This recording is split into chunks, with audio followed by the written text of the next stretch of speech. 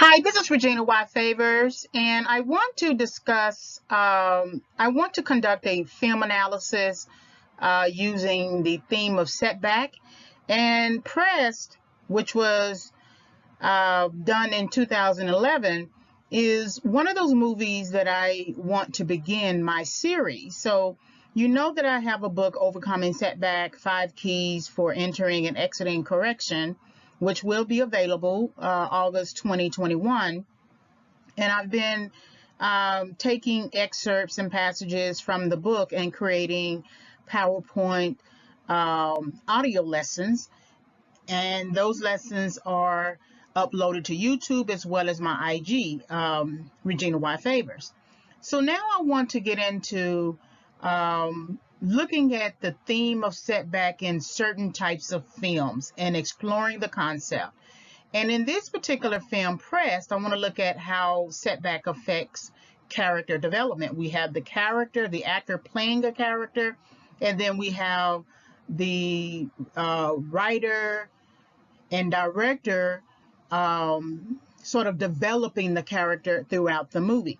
Now, this particular audio lesson does not include video uploads, and that is simply because of copyright infringement. I don't want to be accused, and YouTube tends to sort of shut down those videos, so I don't want to have any issues. But I do look at a frame by frame and conduct a frame by frame analysis of the film. So this is theme of setback and press, understanding how setback affects character development. This is part of my Overcoming Setback series. Please like the video, subscribe to the channel, hit the notification bell if you are interested in further videos. Thank you for listening. So this is subject to fair use, even though I'm not using videos. I am teaching, however, or that's the goal. And so this is still subject to fair use. All right, so here's a quick plot summary of Pressed. Pressed centers on Brian Parker.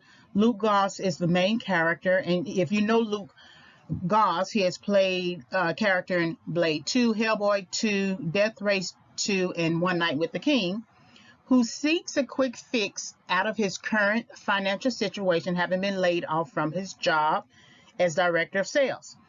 To hedge against losing everything, including his family, and using flashbacks that reveal some of his own psychological trauma dealing with financial bankruptcy, Brian engages in an investment scheme, investing all his savings into a short-term drug deal that would allow him to maintain his high-end lifestyle. Prest also explores two teenagers who are skilled at stealing cars and who also intercept the drug deal. Finding the Brian's investment in the back of the car they have jacked. The deal is botched, and Brian finds himself in a desperate situation to recover the missing money. The narrative shifts back and forth between Brian and the teenagers, who later discover that they have stolen money from the wrong people.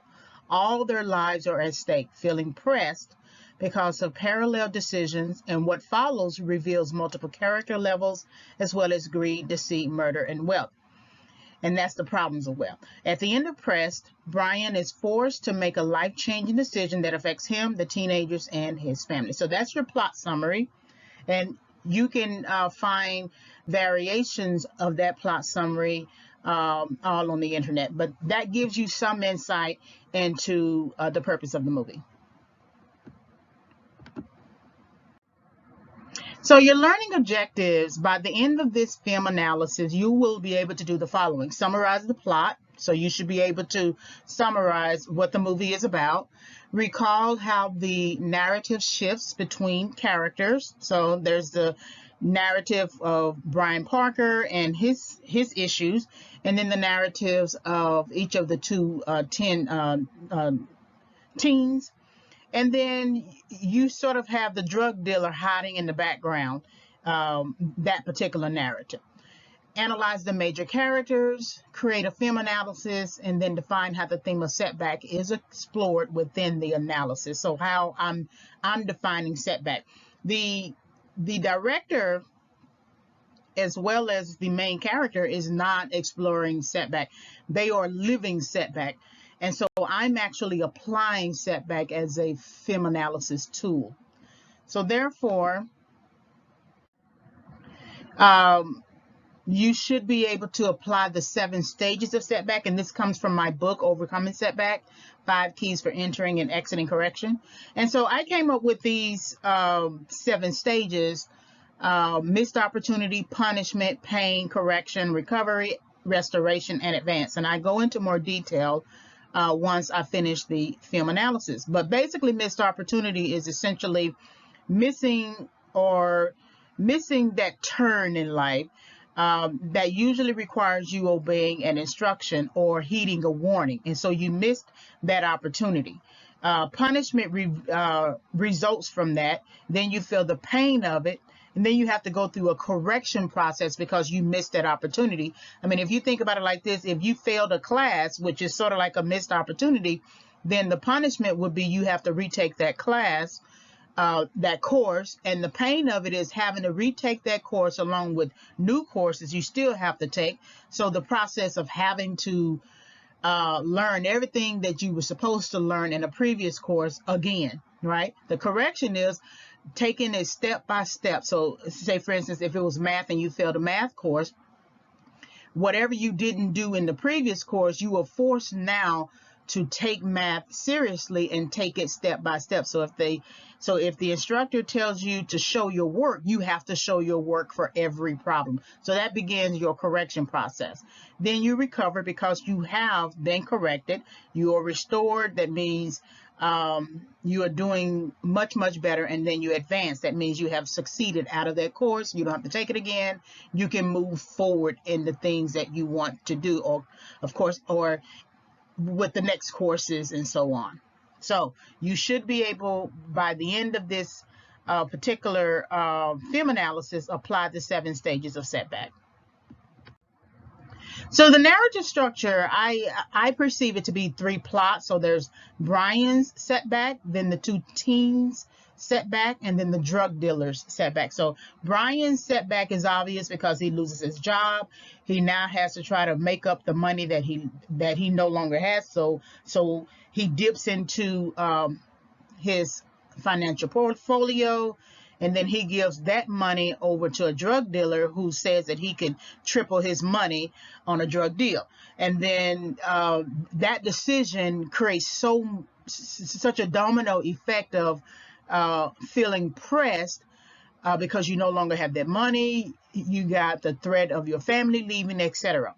The 2 teens setback, one of the teens wants to leave and go on to a better life, and because he is tired of his condition, but he's also the main one who always steals cars, jacks cars. And then the other teen is sort of like the logical person who tells him that he can't do this anymore. But then his narrative shifts and he actually encourages the one who does all of the jacking of cars all the time. He now wants to jack a car, and we'll get into it. So hopefully you weren't confused there. But they each have their own narrative, and they have their narrative together. And because they get themselves into things, it creates a setback for them that leads to consequences, of course. And then the drug dealer setback is that sort of hidden narrative. It's almost like a subplot. And that setback really begins with Brian reconnecting with a person from the old neighborhood or something like that, who gets him into the deal.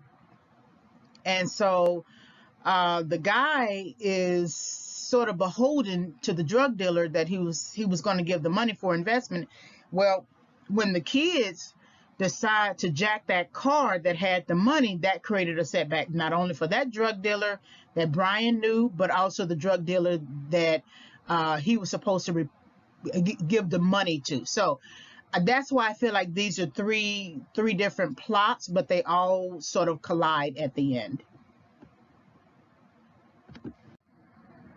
So this is analyzing pressed, using setback as a theme.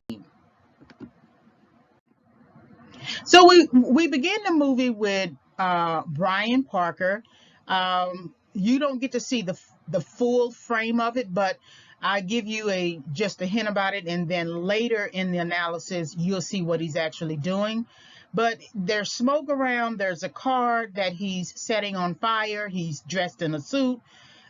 He looks at the fire. First, he smokes a cigarette, and then um, um, right before that, though, he pours, gasoline on it. And we don't really see anything other than that. Just those few moments where he's pouring gasoline into a car, he takes out a cigarette, smokes the cigarette, um, gets him a really, really good puff, and then he chunks the cigarette into the car and it blows up. And then somewhere in the frame, there's a car that comes, which opens up the frame to see that this is some sort of big field or something like that, and maybe a dump or something, or a construction site, and then that car drives away or something like that. So this is it to me. It almost, now that I know the narrative, it begins in Setback. You don't know what it is because you might not have seen the movie, but when we get to the part where it is fully revealed why he is out here like this at night, setting a car on fire, you realize that this is part of the setback. So the movie after that goes into opening credits, and then we have Brian walking towards his office, and we see the door. The door reads Director of Sales, Brian Parker. So this is a nice office. This is a very clean office, right? He has his coffee. He's standing. He's in a suit. And the suit is lightly colored, but you'll see throughout the movie that his whole clothing choice changes. So this is very light here. We even have a lighted lamp here with flowers. Very, very peaceful, right? He feels comfortable in his element. He doesn't even have to sit back in the chair. He can just stand there, almost like a Roman soldier, somebody, and feel the room. And he gets a conference call about a meeting, and he doesn't know that the meeting is about him being laid off. And this is the pic of him being laid off. And I chose this frame because now it creates his setback, right? And he looks small against those two big buildings. Whereas the previous frame, he looks bigger, he looks stronger, he looks taller. He's tall against the desk, against the whole office, really. But here he's holding a box, he's holding his briefcase, he's walking out, he's laid off, and it is a different type of Brian that has now entered a setback. And it was no setback of his own because it was just layoffs, job cuts. But it's hard to reconcile the choices he makes after this, even if he feels pressed. Is still, when you get to understand why he made those choices, you can understand here that, okay, he lost his job, but there's another reason that I'm going to go over throughout the analysis. So this is him looking back, and you're going to see this throughout the film as well, throughout this film analysis, this looking backwards. And it has some credence, it has some sort of significance, because he looks back when he's in the car that we're about to see now, back into his childhood. And setback is one of those, the purpose of setback that I often explore in my book is to go back and look at those areas where you have struggled and failed. Look at areas. It's not for you to cry and say, woe is me. It's for you to look at areas of weakness and fix them before going on to greater battles. And he doesn't allow for his for him an opportunity to look at his areas of weakness, he jump starts into hasty decision making after hasty decision making until it leads to deadly consequences. He's in his car. The director uses this camera angle a lot. Justin Donnelly, he both wrote and directed the film. And so I noticed that there's always a person in a car, a character in a car, in some sort of contemplation. This could be seen as a reflection, or it could just be seen as thinking about the current moment, right? And so he's in a car and looking out and thinking about what just transpired. And this particular contemplation in the car, where he closes his eyes, he looks in the mirror, in the rear view mirror, closes his eyes, and it cuts to his childhood, where his father is holding a bankruptcy court document. His mother is at the front, driving the car, and he, as a young teenager, I guess, is off to the left of his father. And so you will see the character Brian Parker reflect on this. You will see flashbacks of this, and it's more or less a way to sort of have him tap into his psychological aspect of what is going on. Also emotionally, he doesn't really cry at the beginning and throughout, but he does cry in the end. So here is him as a young boy, and it's sort of like some kind of deadness before he's even entered the world. He feels something. Maybe he feels the attitude of his father or the attitude of his mother, their personality. There's always some sort of threat, psychological threat.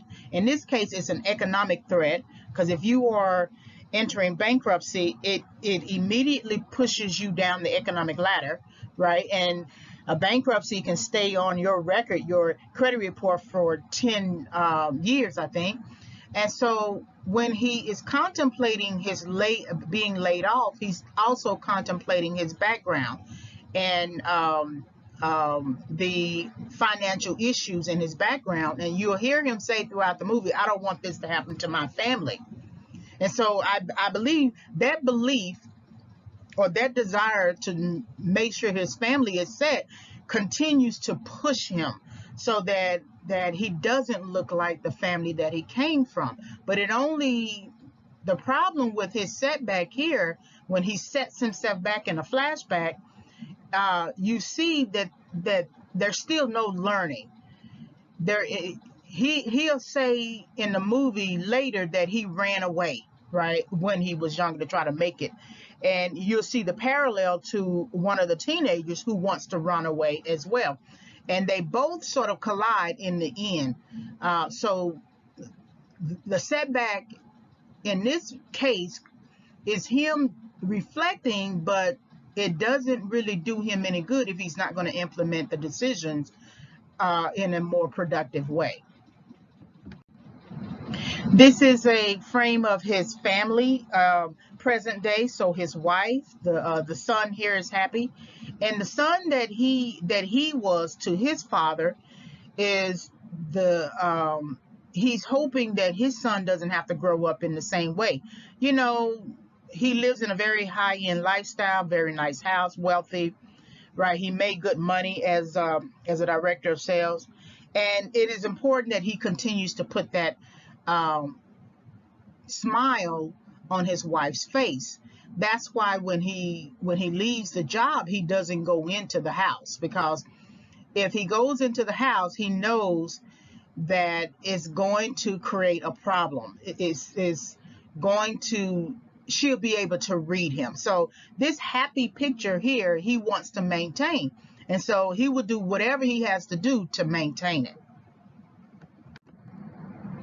So they end up having a call right before this frame here, and they are discussing why he can't go on to the trip with them because he has something to do with the job.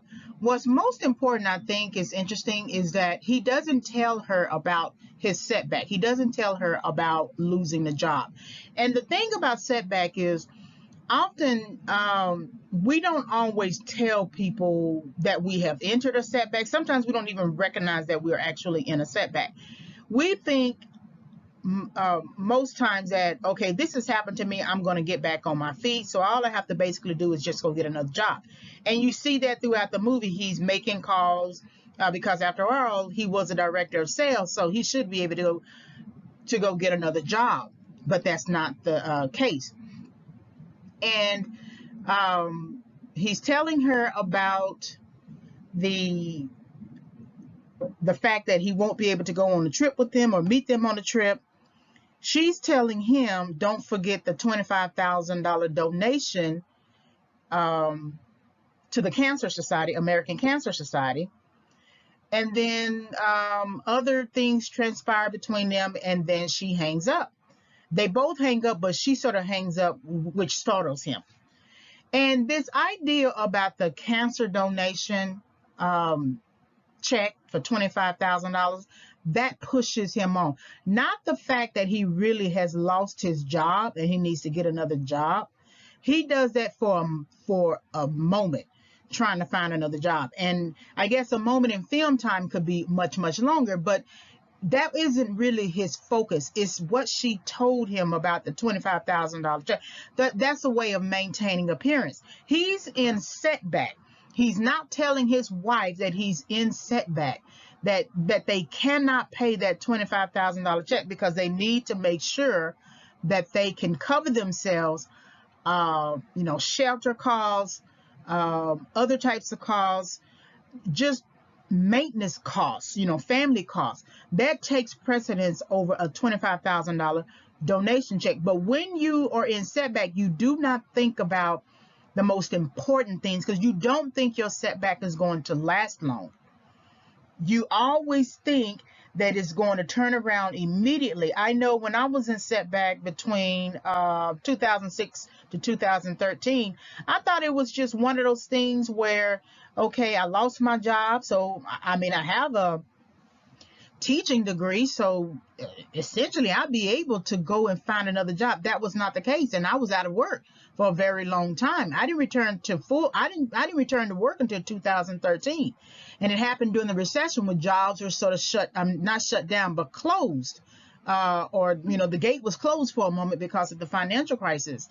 And so as soon as you get a setback, you need to recognize that it is actually a setback, and that if it wasn't a setback, you wouldn't have sort of like the pain or the pain of dealing with that immediate issue. So she's in the car, she doesn't quite understand, but she tilts her head, and the director is giving you this sort of camera angle, looking at her in the car. She may be contemplating, but she doesn't have enough information to contemplate if there is something wrong. It's Brian Parker who is holding the knowledge. He's holding all of the information. He can make things a lot better. It's funny, if he had just come home, got out of the car, walked into the house and said, I lost my job, he would never have gotten into all of the other things that followed. That's very important to know, that you just confess the thing that you have lost, and then there's a different way that you could achieve recovery and restoring and overcoming, and then later advancing yourself. So that's an angle that I want you to think about. So the narrative shifts to these two teens. The one in the car, in the truck, is Jesse McAllister, and the boy standing with the glasses is Sammy, and I don't remember if there was a last name for Sammy. But he had we don't know what it is that he has done, but I'm gonna tell you that he jacked that truck. And that's something that Jesse always does, and something that Sammy has a problem with. And so it looks like he's running things. He looks powerful. Um, and it's almost like he likes the setback. Stealing a car, stealing anything for something that you have not worked for, is a setback. You create an immediate setback because you haven't earned the thing that you're driving. And so that image right here of this young boy doing something before his time, he won't go get a job as a teenager to maybe go get a car, for himself or whatever. He would rather jack a car and call that progress. And you see this oftentimes with people who are in setback when they're trying to get out of their setback immediately, because you're going to see what kind of background Jesse comes from, and you're going to see why he's motivated to leave, or to jack cars for money, or just jack cars for ego. When you feel powerless in a setback situation, you automatically do something, anything to try to wake yourself up, pull yourself out of the setback. But setback requires correction, and you're going to have to go through the process of correction, which might be a lot longer than the punishment or the pain you feel. And he doesn't experience punishment or pain from stealing cars throughout the movie. It isn't until all the worlds collide that punishment and pain sort of becomes prevalent as well as expected. So again, the teenager in the truck is Jesse McAllister, and the boy with the glasses standing outside of the truck is Sammy. So Brian Parker has finally drove up to his house. The wife had already pulled off with their child to go on a trip that he can't go on. And so he's sitting in the garage. He lights a cigarette. He opens the window. He drops the cigarette. And the flames that you see here, even though they are not necessarily flames, they are a little bit reminiscent of the flames that open up the movie. That he's sitting in a car with smoke. And why is that significant? I'm not quite sure. But it's, all kinds of thoughts go through your mind when you are in a setback, or at the beginning of your setback. You just honestly don't know how you're going to work this thing out. Even if you just enter your setback from like an hour ago, something is not quite right, and something is not going to be as easy as you think it is. But until you walk it out, you really don't know. So he's in this car that's filled with smoke, whereas at the beginning of the movie, he was setting fire to a car and you saw smoke. So the thing about Setback is interesting. Like, his career can be summed up into this one box.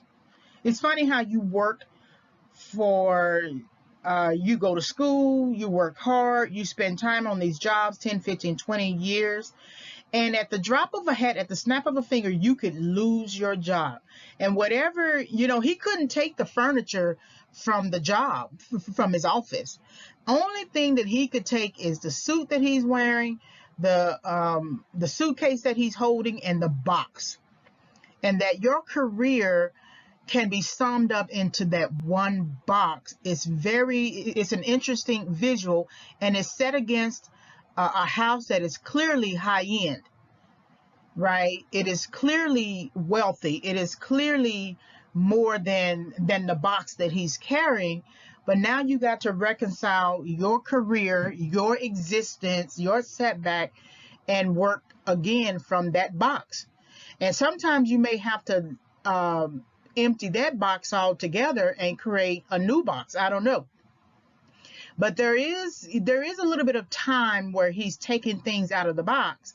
And I think he goes into one of his little planners or something like that, and he starts to make calls. But you will see in the movie that he doesn't stick with it. Had he stayed with it and continued to go on interviews, and we don't know how many interviews, we just know about the one that he meets with somebody, and we're about to get into that. So he's making calls just like all of us when we have lost our previous job and we're trying to find a new job. And the interesting thing is he's looking at a newspaper, an advertising paper, but not necessarily calling a headhunter.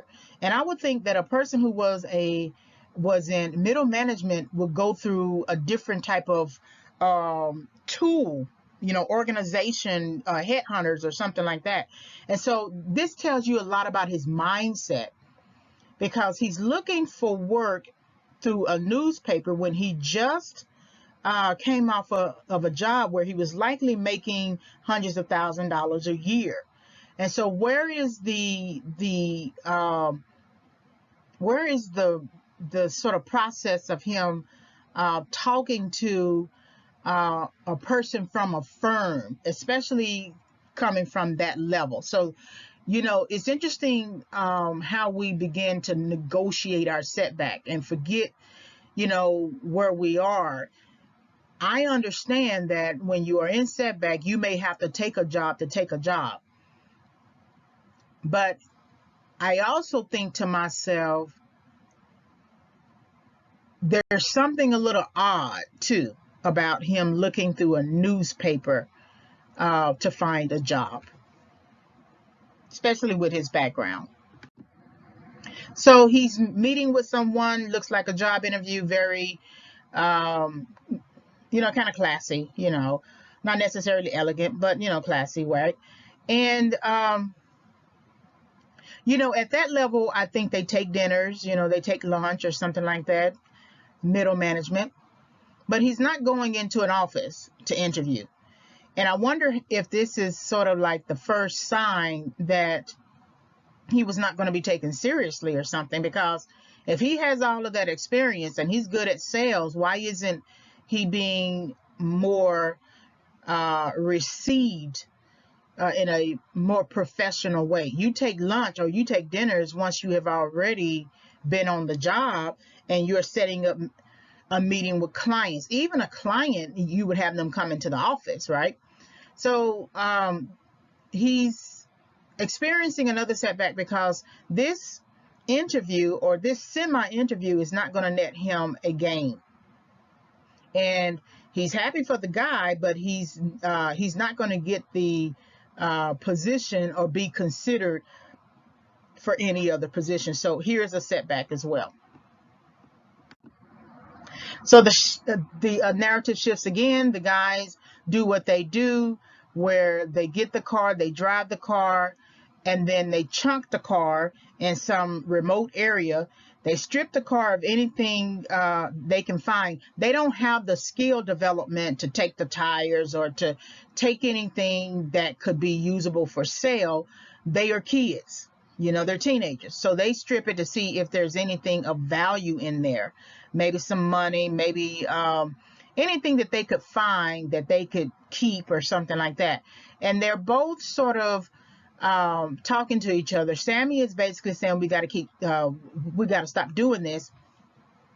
Jesse is calling him a pussy. So they both have this sort of dynamic. One is trying to be logical about the thing, and the other is just hasty, wants to make these types of decisions. And I think it's likely because of the pain he feels from his economic status. Sammy is the one, the Sammy and Strike.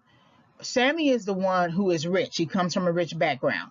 And so in this frame, he's offering Jesse, the one with the coat, $200 because he said, this money is nothing to me. I can give it to you. Jesse is kind of just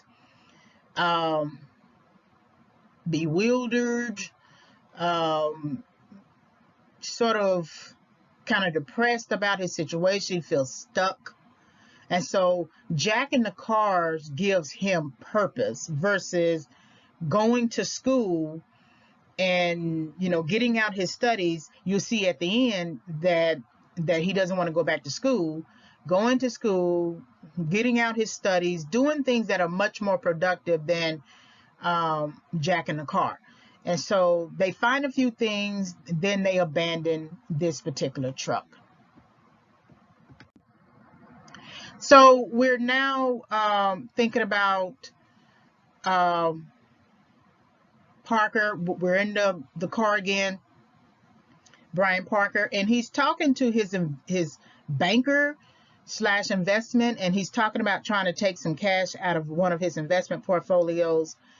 And so they kind of go back and forth, and they have their discussion about how the IRS, taking too much money might send up a warning signal. And, I think about investing and how every time you want to take your money out, investors always try to come up with some kind of excuse to keep your money in. And they eventually get to a figure about $100,000 to take the money out so that he'll be able to fund his family for at least the next 6 months. This is a good deal because this tells you that he had planned for possible financial setbacks somewhere way back on his previous journey, so that if he ever lost his job, he could still take care of his family. So then you have to ask the question, why didn't he stick with that plan? Why didn't he just stay on that course, get the money out, go back to the house, and begin to or continue to plan from there? So this is where another setback happens, a shift in the narrative again, where distractions are thrown at him and he walks into the distraction. So let's look at this. See, so he's walking into his distraction. It's a bar. He had pulled up to the bar outside, and the investor banker told him, have a drink on me. So it just so happened that he was at the bar, I guess.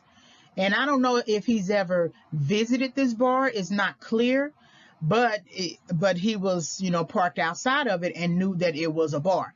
He walks in, and remembered that his suit was lighter, so it's darker now. And of course, he changed suits so that he can go on that interview.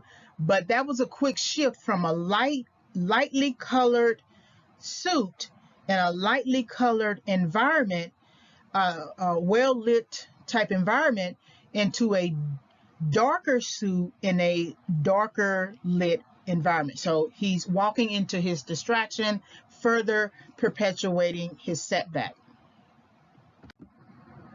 So this is a cut to Jesse's background. We first see hanging clothes, so we know what kind of environment this is. It's maybe poor, working class, etc. And we know Jesse he belongs to this environment because we now get him in the scene. So this is Jesse. You can see the pain in his face. He just wants to leave. He wants a better place for himself. He wants a better life for himself. And he gets into a dialogue with Sammy later in the movie. But this is a bother for him. That it's interesting that as a child, as a teenager, he understands that this is not living life in the best way. His mother doesn't understand it. All of the adults around him don't understand it. But even he knows that this is not the best way to live. And so that he was basically born in setback, if you think about it, because he had no choice in the matter. His mom doesn't work. She does other things for money. And so he's grown up as a child. And it gives you, it makes you think about the visual where Brian as a child was sitting in the car and had no real emotions, right? And then Brian looking at his child, very happy in a certain type of economic environment. And Jesse here, you just see the pain in his face. When I think about this character, this young actor does such a great job of displaying and relaying the stress and the anxiety of being him as a teenager, because you would think that for all the times that he jacks cars, he would be happy. He would have this sort of smirk on his face, be sarcastic, be skeptical. But when you saw him and Sammy standing outside of the truck, he didn't seem all that happy. So that lets you know he must not really want to do that particular thing, but there isn't anything else to do in his mind. So we get this confrontation where his back is to, I guess, the landlord, because the landlord is asking about the rent.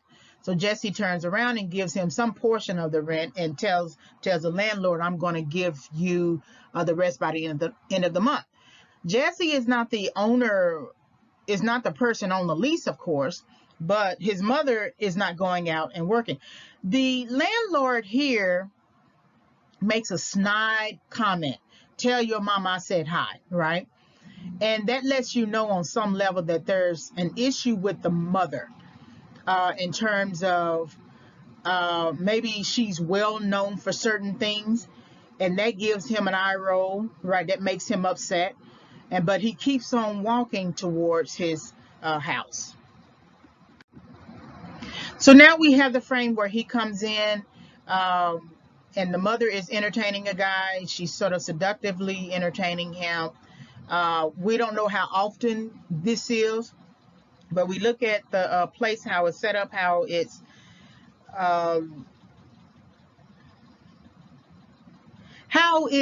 set up in terms of where the couch is, where the TV is. The TV is interesting, whereas it's not across the room, it's right in front of her in the couch. So I wonder how much she gives more time to watching the TV than she does to maybe trying to find a job. And it's a real contrast, because Brian, we will find out later, is really from this kind of background. He doesn't necessarily say it, but when he talks to the guy in the bar, they're sort of like from the same high school, from the same, background. He didn't grow up rich. Remember, his family went through bankruptcy, so he didn't really grow up rich. And so this Jesse here that you see is basically Brian as a teenager. So this is a sort of dynamic. The son comes home, the mother is entertaining a quote unquote guest, and then and then Jesse decides to go to his room. So now we're back in the bar, and this guy that you see here, this is Jimmy, and Jimmy is the drug dealer, but he says that he owns this bar as well, and it's kind of like a little strip bar. And Brian is sitting at the bar taking a drink, and he basically says he doesn't drink, but he is drinking. And the stare that this guy gives Brian, to me, something about him told me early in my viewing of the movie that he knew Brian, or that he perceived that he knew. Because when he first pours him a drink, Brian says, basically, can I have a drink? And then the guy reluctantly walks over, turns his head, really doesn't look at Brian, and pours him a drink. And then he walks back to where he was standing. And then Brian kind of smirks a little bit, but it doesn't seem like he know the guy. He just understands sort of male code, right? If we were, two females in a bar, and the person was the bar person, and I was a customer, maybe he had a problem with the fact that he was wearing a suit, because everybody in that bar is kind of dressed down, and so people usually have problems with people who they perceive as suits, people who are part of the establishment, and maybe he had that attitude. But I did not like his stare. It bothered me very early in this scene, and he gives this stare throughout their interactions, their engagements, until I feel like he has hooked Brian. He baits him with the first gambling deal, and then he hooks him for more money, and then he switches on him. So I usually talk about bait, hook, and switch as well um, and some of my other types of analyses. So we're back in the narrative with the son and the mother. The mother was trying to steal the guy's wallet, so he got upset. And then Jesse comes out and tries to fight the older man, and then they get into a tussle and end up throwing Jesse across the room. And then the mother's doing her crying, right? And basically he ends up leaving. The guy ends up leaving. And so to me, this seems like sort of like a popular or a standard thing that happens in this family dynamic. The mother brings home a guest, engages the guest, tries to steal money from the guest. There's an altercation, a confrontation, and Jesse feels the brunt of the consequence. The mother doesn't really feel the consequence. I think by the time she has done this at his age as a teenager, she's basically fake crying. I don't think she's really as moved in her mind about change, because it continues to work for her. Jesse continues to supply her with money so she doesn't have to go out for work. So I wonder then, when did her setback begin in life? Has she always been a kind of person that never worked, or did she work and lose her job? We don't get the background, the backstory for the mother, but we just know that she entertains men. So Jesse is sitting up against the refrigerator. Mother is sitting on a rocking chair of sorts or whatever. And when you look at the mother, she looks like a kid. She looks likely like the teenager she was years ago when she started this game of entertaining men.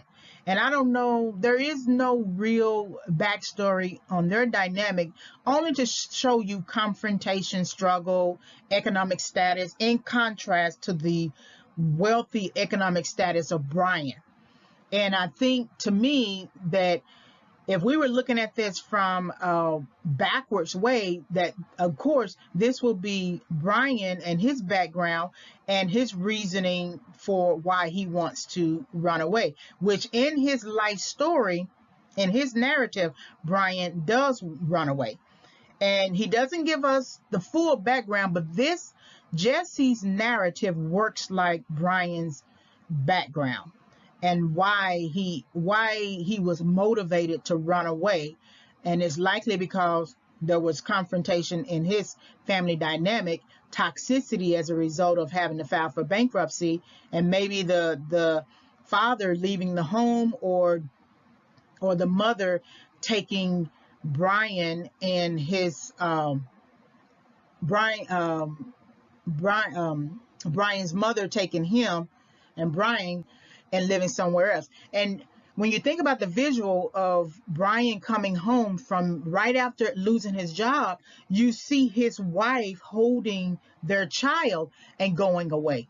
And of course we know that she's going on a trip that they had already planned to go on, and he can't go on anymore.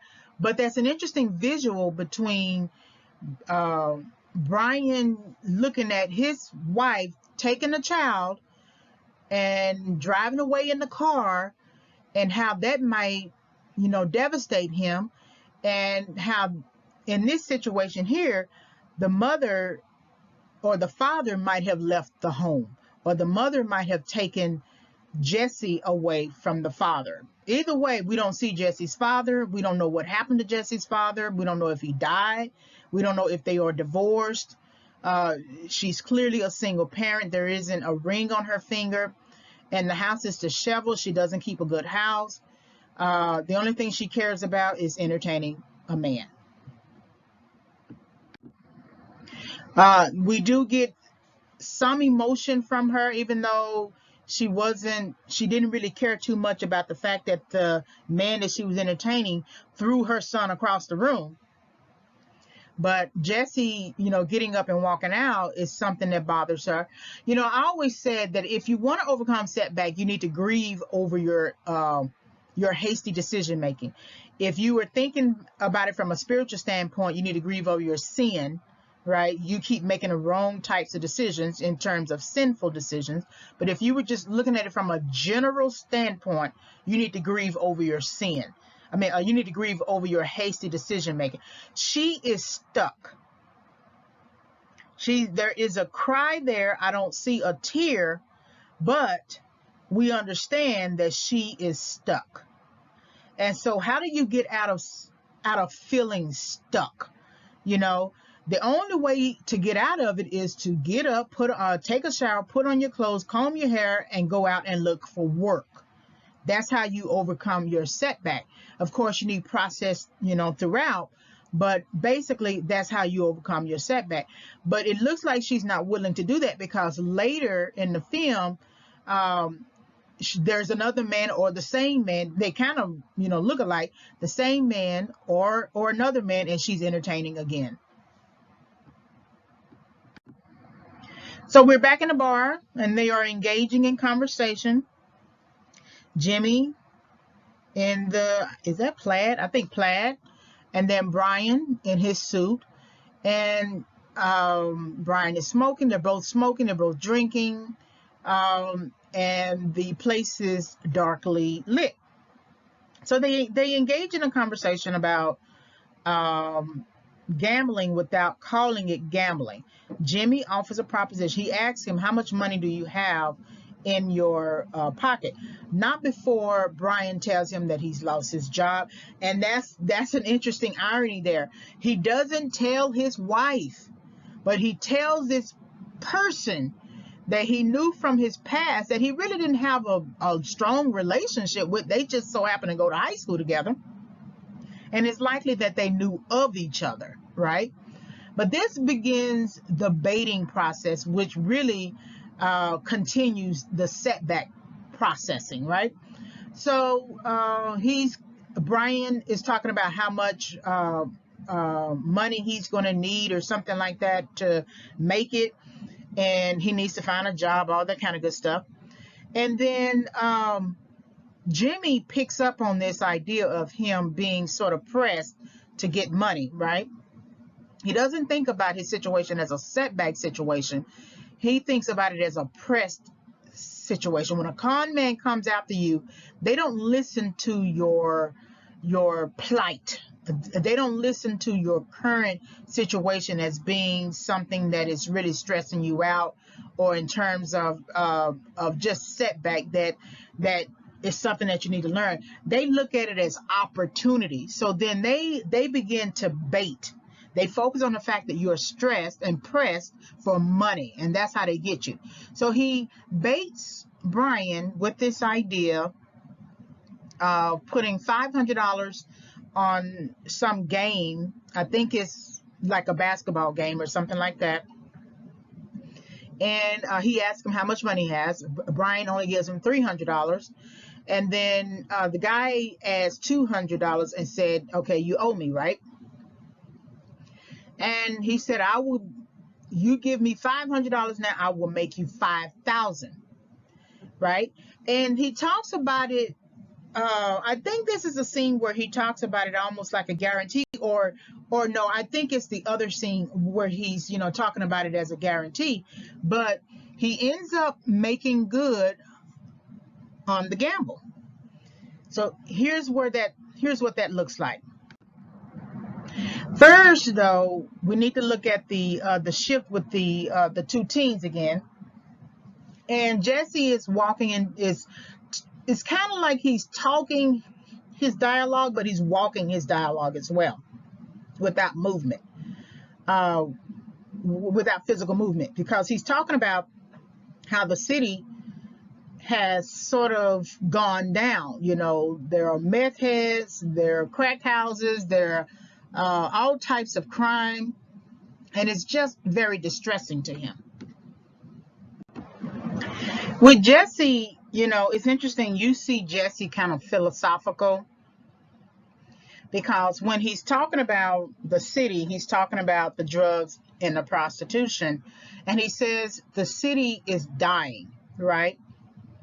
And I think there was an interesting line that I thought was that I want to sort of say is he says, I don't want to be around to see it flatline. And I wonder how much he's talking about himself. You know, he's talking about his mom, that eventually his mom is going to flatline. One day he's going to walk out and his mom is just going to be lying on a couch. He thinks she's asleep and she's really flatline. Or one day he's going to wake up uh, or not wake up. Or he could wake up and see that his life he hasn't made anything of his life at all. And he sort of shuts down his chances when later in the movie he sets fire to a college brochure as if to say this is not even an option either. But I thought that line was interesting. I don't want to be around to see it flatline. And that's, you know, like Brian is more concerned about paying the $25,000 donation check to the American Cancer Society, and the reason why that's more of a concern for him too is because his wife uh, has reminded him, you know, of that, and so that sticks in his mind, and that's the last thing she said in their conversation, and of course, it's to maintain appearances. Uh, Jesse is more willing to leave because he just doesn't want to see the city that is dying kill him too. So I thought that line was kind of interesting to consider. So they're back in the bar. Um, Jimmy keeps working him about the money for the game, about putting down, you know, $500, right, for the game to turn 500 into 5,000. And Brian still mentions this American Cancer Society donation. And Brian is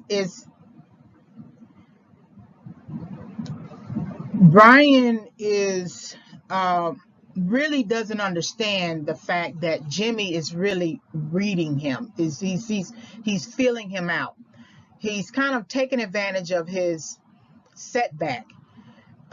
Because in the minds of certain people, they think you'll be able to bounce back. If I take this money from you, I mean, you got plenty of money. I mean, you come from a wealthy, I mean, you're already rich. So what's the big deal if I, fake you out, con you a little bit.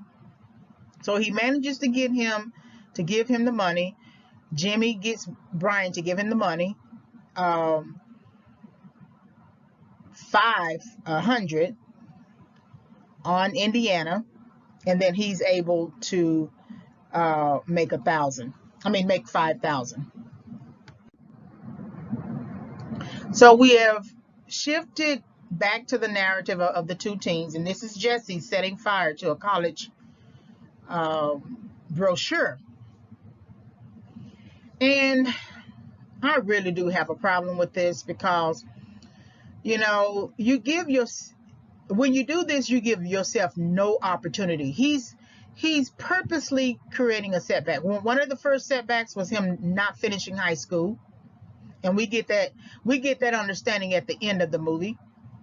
And this is another setback, not to even consider college. And in the dialogue that he has with Sammy is trying to push him into going to school, doing something, but Jesse is so preoccupied with Sammy's economic advantages, financial advantages, that he doesn't see the warning. He doesn't see what Sammy is really trying to get at. Jesse is missing his opportunity to hear instruction about what it is that he needs to do going forward. Later, I think towards the middle, Sammy tries to get Jesse to think about, okay, have a plan just before you decide to leave. And Jesse doesn't want to have a plan. And Jesse reminds me a little bit of me. All these people trying to tell you something to do, and you just, bullheaded and going to do whatever it is you're going to do. And then 10 years down the road, it catches up to you. that decision making that you did has a way of catching up to you. So burning the college brochure is really just very unproductive. It's almost like he's trying to burn it out of his head.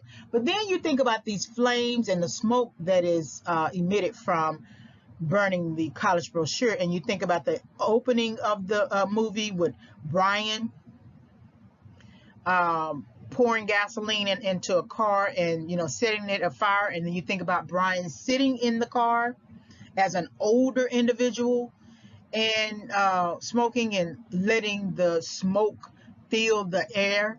And so now you see Jesse setting something afire. So he's setting his future afire. He's setting any opportunity of fire, any possibility of fire. It doesn't matter. He reading the brochure is not enough. Going to the place. Sometimes you have to put yourself into the place. When you're trying to overcome setback and you have a vision of yourself of going forward and being in a place, you go to that place. It's something that I tell my students. If you know, I teach at the community college level, and so I tell students, whatever institution that you want to transfer to, go to that place.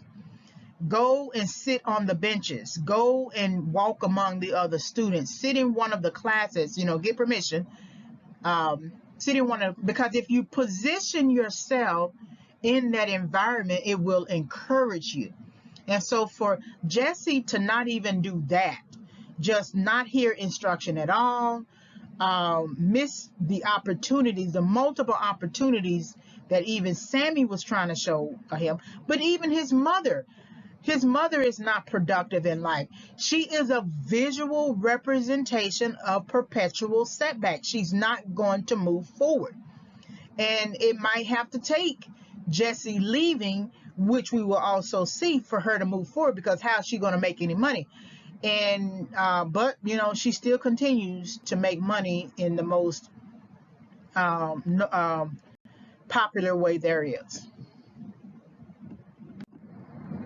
And there's that Cancer Society donation. I thought it was interesting that Justin Donnelly, the director, gave us a frame of that. And right after this, we see Brian sitting on the couch looking at the game to see if those numbers confirm, and to see if the $500 that he invested, or $300 $500 because he had to pay the guy back later. $500 he invested, that he got a return on his investment. And so, you know, return on investment is a very interesting thing to think about, because we think that if we give these donations, there is a return on our investment. Well, you have the ego boost of being a wealthy person and being able to send a $25,000 check, and being able to tell people and feel the social validation. I mean, you are already socially validated with the house you have or the job you have, and the fact that the wife doesn't have to work and she can take care of the kids all day, right? But then you have the validation of just, you know, being able to do that, being able to give that kind of money to somebody. But the Cancer Society doesn't really invest in you back. Not really. Not technically. The money that you give is for other people. So that if you get on financial hard times, you couldn't call the Cancer Society to tell them to give you back your donation because you got to pay your rent or your mortgage. And it was very wise of Brian to have an investment portfolio for money that was easily, you know, attainable if something happened. But he's preoccupied throughout the whole movie with this donation. Like, it is the biggest push for him to get the money enough to pay this donation, versus be motivated to get money to pay beyond this donation, or pay beyond any other types of investment. And so he's sitting on the couch. He finds out that the team won, and then he goes back to the bar to see Jimmy. So he's back at the bar. Jimmy gives him his return of $5,000. He's interestingly in a light suit again. And I don't remember if he had gone to an interview or anything like that, but he's in a light suit again. So that lets you know that he's happy with the money that he has. He's not as depressed, right? There's a smile on his face. There's a lot of less stress. Jimmy feels all right about himself, you know. They engage in conversation. So the conversation that they engage in is Jimmy now propositioning. That's the word I want to use, propositioning, because we have one of the things is prostitution that Jesse talks about, and he doesn't refer to his mother as prostituting, but he uses the term prostitution when he's speaking with Sammy out there in the field. So now that Jimmy has baited Brian in this small little deal of turning 500 to 5,000, he now wants to hook him. And so he tells Brian about this deal that he has that requires a $100,000 investment. And Brian is basically saying, I can't really afford something like that. And when I look at this and I parallel this to the two teens, it is always one person in a relationship who gets you into something. And sometimes they get you into something by telling you what it is, not necessarily the full consequences of that decision, but enough just to tell you that it's not going to be all that good, right? Or they will get you into something and you don't know what it is, and then you find yourself in it.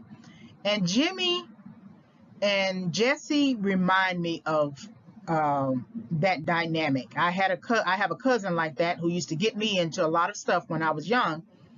And when I reflect on that at 46 years old today, and today's day is April 27, 2021.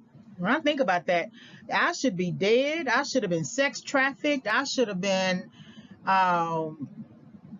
in jail or something, because the types of stuff that she got me into, they were just really dangerous. And that was back in like 90s or something, 80s, 90s. Now, fast forward to your 21st century, there's a lot more to get into. But Brian says he can't afford it right now, but Jimmy keeps working him. The thing about Setback in this two-party dynamic is that if you say that you cannot afford something right now, say it and walk away. It's what I hear men often say. Say what you mean what you say. So if you can't really afford it, take the $5,000 and walk away.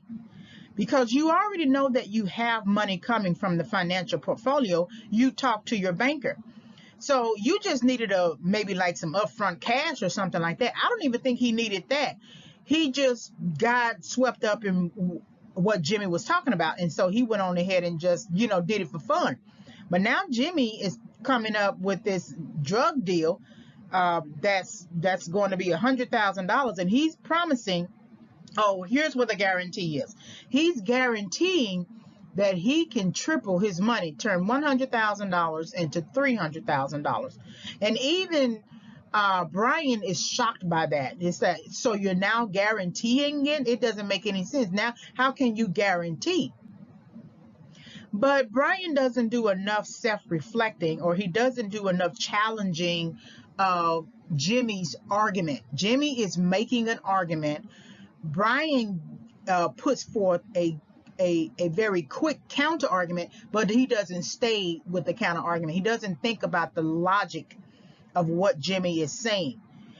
In some ways, Brian just continues to push himself in his own setback, because nobody can guarantee $100,000 to $300,000. It doesn't make any sense, right? And especially Jimmy is no real professional. So where is he going to get $300,000? And if he did, he wouldn't give it to Brian. He would take that money himself. And it's not like they're in the same profession. It's not like they know the same people for Brian to make sure that he gets his $300,000. So Brian, in this argument, what you see here is an argument. I teach the building blocks of argument. And so what you see here is an argument that Jimmy is making. He's making a claim that he can give if Brian invests $100,000, that he could give him a return of $300. That's his claim, right? Brian has said, well, how can you guarantee that that's it's a counterclaim, and it is a strong claim at the beginning, but he doesn't stick with his own counterclaim, and he doesn't get to a rebuttal that puts the conversation to a halt. So Jimmy gets into the evidence that, I know this particular drug deal, importing, exporting, right? And he talks as if he's very sure of himself. But if Brian has stuck with his initial counterclaim, how can you guarantee? It would have revealed itself that Jimmy doesn't know what he's really doing and that he's talking out the side of his butt. So Brian ends up giving him the $100,000 that we're going to see later. And that means that Jimmy won the argument. If you think about life in the same way as a boxer, two boxers in a ring, and you think about life as an argument, and the boxers representing life, right? And one boxer makes a hit, that's your claim. Another boxer makes a hit, that's the counterclaim. And then they go back and forth, and then they begin to pull out skills to try to get that opponent down. That's, supporting evidence, right? But until you make sure that you hit that boxer to the point that he doesn't get up again, you're going to keep going back and forth, rounds. But that one punch that you make should knock that boxer down, or that one argument that you make, or your rebuttal that you make should knock that opponent down to the point he can't get back up. And so Brian is allowing Jimmy to basically knock him around. He's not putting up any real effort at defending himself. It doesn't become clear that he's trying to defend himself until later, when Jimmy can't produce the money. And it's not Jimmy's fault. We'll find out later, but he can't produce it. And so something in Brian wakes him up to the point that he gets violent, and there are consequences to his actions. So there's a flashback while he's standing and talking to Jimmy. This flashback to his childhood bankruptcy court still plagues his mind. He still thinks about this. And this lets you know that he never really recovered from this. That even if you go and make a success of yourself and do well in areas and get a good house or something like that, that there are some issues in your past that can really bother you, that can really plague you. No matter what you try to do, it won't leave you alone. And this is something that if he has to continue flashbacking or reminding himself of this bankruptcy court situation that affected his childhood, and allowing it to sort of permeate every decision that he makes, it's a problem, because he's going to make the wrong decisions based upon this visual in his head. And even if he was a child and he didn't understand bankruptcy court, it was still, the environment in the car was still so bad to the point that he took it in and he felt it. It wouldn't become until later in life that he realized what the bankruptcy court was about and how much of an importance it was, and how it affected his decision making later. But even now, I don't think he's reflecting on it. I think he's reflecting on the fact that he doesn't want to lose his family, or just really, or he just doesn't want to go through bankruptcy. Who wants to go through bankruptcy, right? In some cases, you can sort of get out of debt, right? But then there are other cases where you just have to process out. So this is a flashback to his time that we keep seeing throughout the movie. So now we shift the narrative to drug dealing, because remember, Jimmy is a door. Like many people, Jimmy is a door. This is basically what Jimmy gets Brian into, which is the drug smuggling, right? So we're at the airplane hangar, and we're going to see this scene again at the end of the movie. We're at this airplane hangar. We see the drugs that are wrapped up, and we don't have much more than them just working this particular scene. But this is what Jimmy has gotten Brian into, but it is also where Brian has gotten himself into, that the choices we make, we can't choose the consequences. We can make the choice, but we don't know what the consequences are. This is no minor drug deal that Jimmy has gotten Brian into. This is a major enterprise. And so there's a hierarchy here, and there are consequences that could lead to death. And so this setback that Jimmy has entered and perpetuated throughout the movie is about to net him the wrong result. So Jesse decides to leave. Mom again is entertaining a guest. And Jesse had already had some money, so now he's, from all of the cards he's jacked, or however way he has gotten money. So now he has some kind of sympathy for his mother, some kind of honor for her to leave her some money on the table. Hopefully she'll wake up before the man wakes up. And the way they are lying on the couch, she's likely to wake up before he does. But it's something, though, for a son who cares about his mother, who still, sort of despises her and her choices, to still care enough to leave her some money so that she can get by, she can pay the rent, etc. So Brian has agreed to the deal with Jimmy. So his contact is Jimmy. Brian doesn't know anybody else. That this is very crucial.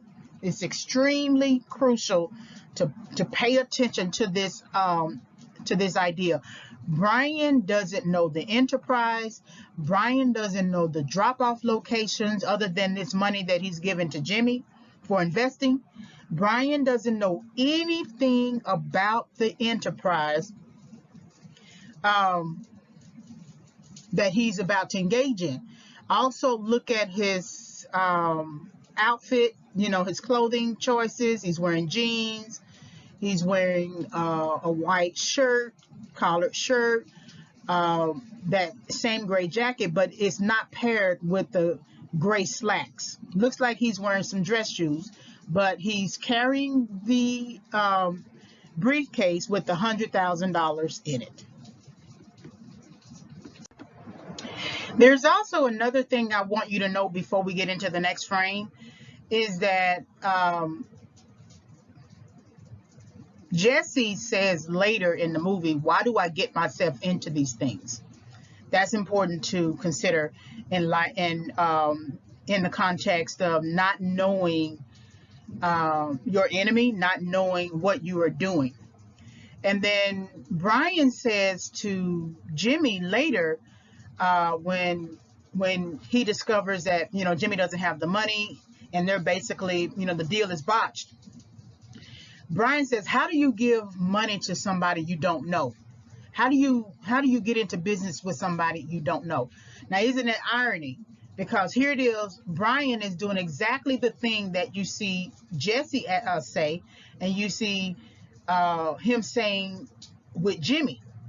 And this runs a little counter to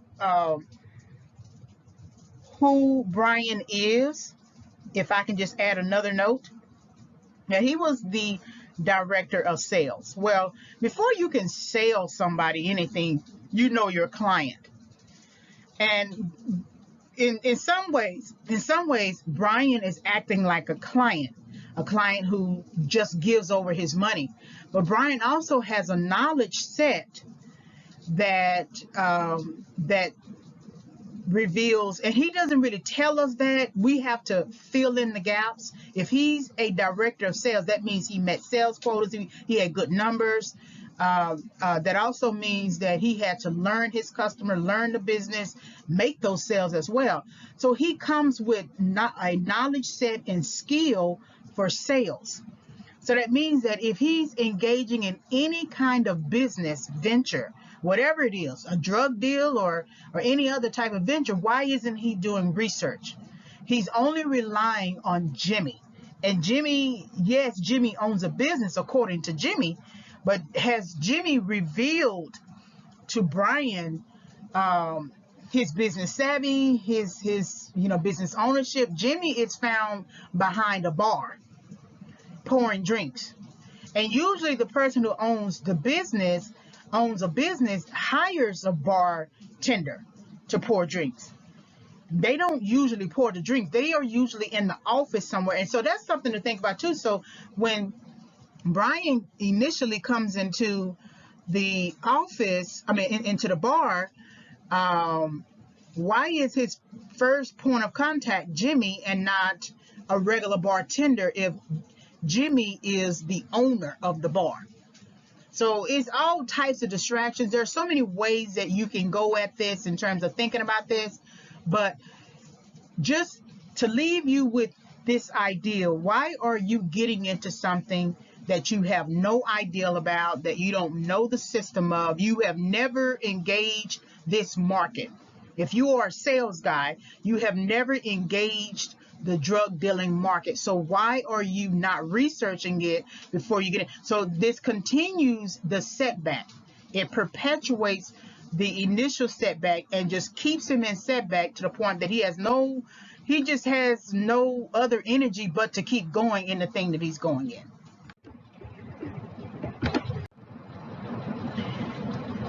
So we are now back into the narrative of the two teens, remember? And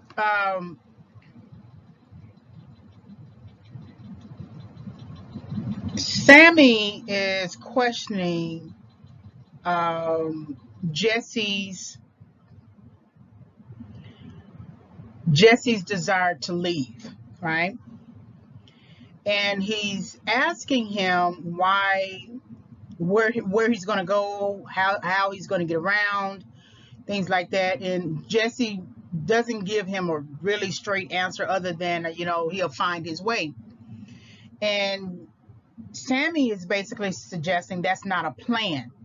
And Jesse is going to hear that again towards the end of the movie, that's not a plan. This is contrasted to the hastiness of Jesse to leave without a plan is no different than the hastiness of Brian to try to get out of his setback without a true plan, right? But this is contrasted with the idea that Brian does think he has a plan, even though it's not a true plan. Getting into the drug dealing and drug smuggling is not a plan. It's a momentary, hasty decision that's going to net you the wrong results. But you can also look at Jesse's desire to just run away as also hasty, because he doesn't have any skills, He's refusing to go to community college. He thinks it's lower than his ability, right?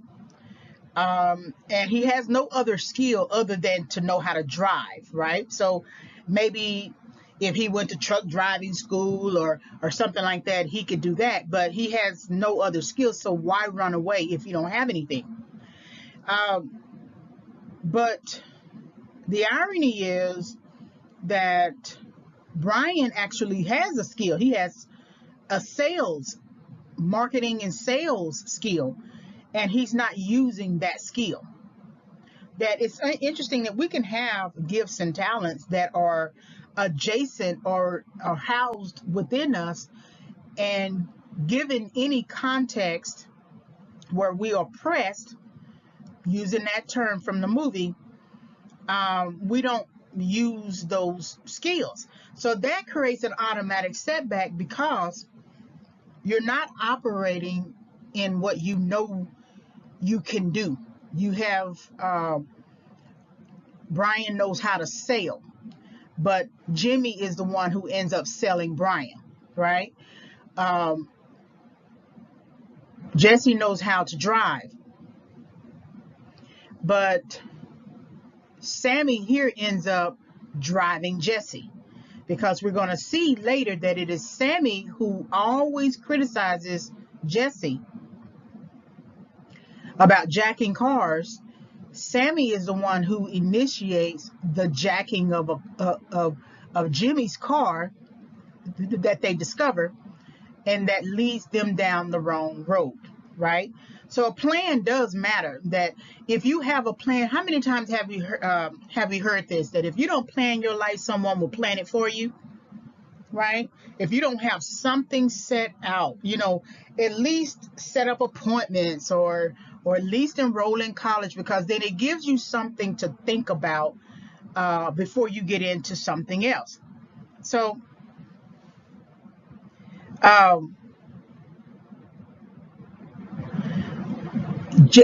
Jesse, for the first time, says that he doesn't want to jack the car or jack a car to leave town, because he says he wants to leave clean. Because remember, it's Jesse who says that the city is flatlining, right? And so in some ways, he may not want to be a participant of the city flatlining. So if he's going to leave it behind, he wants to leave it clean. So now we're back in the bar, and Brian is now showing the money that he has brought. The irony is it's in a work briefcase. Interesting enough, these are work areas that you would usually store things in. So I wonder if that's the same briefcase. I'm quite sure it is. It's the same briefcase when he is laid off and he's walking towards his car with the box. That briefcase that was a work briefcase where he worked clean, in the same way that Jesse wants to leave the city clean. He worked clean. Brian worked clean. Now he's working unclean, right? Now he's working in a criminal enterprise. So he's using a work briefcase to solve his setback, in a sense, with money in it. It's interesting too how we trust people. Brian has no other history other than knowing Jimmy from the high school they were in the 90s. He has no history other than that. Just that one encounter in their young adulthood. And he's giving $100,000. Now it's an investment, as they call it, but he's giving over 100. That's all he has. $100,000. I cannot stress that enough. $100,000 for somebody he doesn't know, for some drug dealer he doesn't know, for some system he hasn't learned about or researched, and he's giving $100,000. So it's interesting that he's on the client end, and I wonder how many times he has tried to sell a customer on this very idea to give over, to fork over that kind of money, and the customer still doesn't understand what they are investing in. This is a very interesting dynamic here. A very interesting visual. There is some reluctance on his part in terms of him lowering his head, but where is his strength as an individual? You know, you lose your job and it knocks you down a peg, and you scramble to try to find something else. Where I have to applaud Brian, and I've noted this in previous slides, was that he made sure to save enough money for hard times. But now he's giving over his money during hard times, and he's not investing in the right context. So this is going to be very interesting. All right, so this is where the two guys are talking about still Jesse leaving, and Sammy being bothered by it, and it is really here where he's talking about that's not a plan. But I thought this visual here was interesting because I could have just stayed with the previous visual, but I thought this was because this is sort of like two young men, the two hopes of young men against the backdrop of semi-destruction or something, or chaos, or however way you want to look at this visual. This is the hope of two young men, and they are making bad decisions from their young adulthood. And no, they haven't been caught stealing cars yet, but they end up stealing a car that leads to a botched drug deal, and they end up having money that belongs to the wrong people, and they go on shopping sprees. They do a number of things that you just shake your head. And I wonder, looking at this backdrop, how many dreams were started, you know, and didn't finish. That looks like, towards the right of the frame, that looks like a house or something. And then you see other items spread out and just turned over, and the weeds have grown, and this reminds you of your dream. You know, if you don't tend to your dream, that one aspect of setback could be you not tending to your own dream, and that eventually is going to work against you because you are allowing too many distractions, you are allowing too many weeds. We call it in the Bible the tares. And when it comes time for you to try to get your life back, you have so many areas of your life that you're going to have to resolve and self-reflect on and think about. And if you look at each of these areas within this frame, it's so much that you have to do. That's why it's just better to mow the lawn. It's better to throw things out when you need to throw things out. It's better to manage what you have, because when you don't do that, it places you in setback, and then you have to build from setback. And when you are building from setback, it could take longer because of so much stuff you have surrounded yourself with. So there's that stare again that I hate. Brian has given him the money for investment, and later when Brian leaves, Jimmy is going to go out and back to behind the trash dumpster, and he's going to pull out a bag of drug product. And he didn't actually show Brian this. This is interesting. I didn't think about it until now. He didn't tell Brian about the drugs that he was hiding at the back. And then when he gets on the phone, he's going to talk to somebody and say, you know, I got the investment that you want. So I wonder then if he had planned to deceive Brian the whole time, that he never intended to give him the $300K. And I said that earlier, that if you get $300K out of $100,000, why would you even give that to somebody, especially if you're a con person, right? If you're a con man. So that stare bothers me, because that stare tells me there's some sort of ulterior motive that he has, that he hasn't been as forthcoming. And we see that when he goes behind the truck, a trash dumpster, and retrieves a bag with drugs in it, and that's when he hears his car start. So the guys are still talking, and this is Sammy right here pulling at Jesse to steal a car for one last time, because he feels like Jesse is serious about leaving. But I interpret this scene a little differently. I interpret Sammy not wanting his friend to leave. And so that he's using the carjacking that they've always done as a way to, I guess, re-encourage him in a strange way, re-encourage him so that he won't leave. Because when they discover the money in the car, they end up returning to Jesse's house. So I interpret this because they have grown up together. Sammy doesn't want his friend to go. And so this is a different type of interpretation that I feel is going on.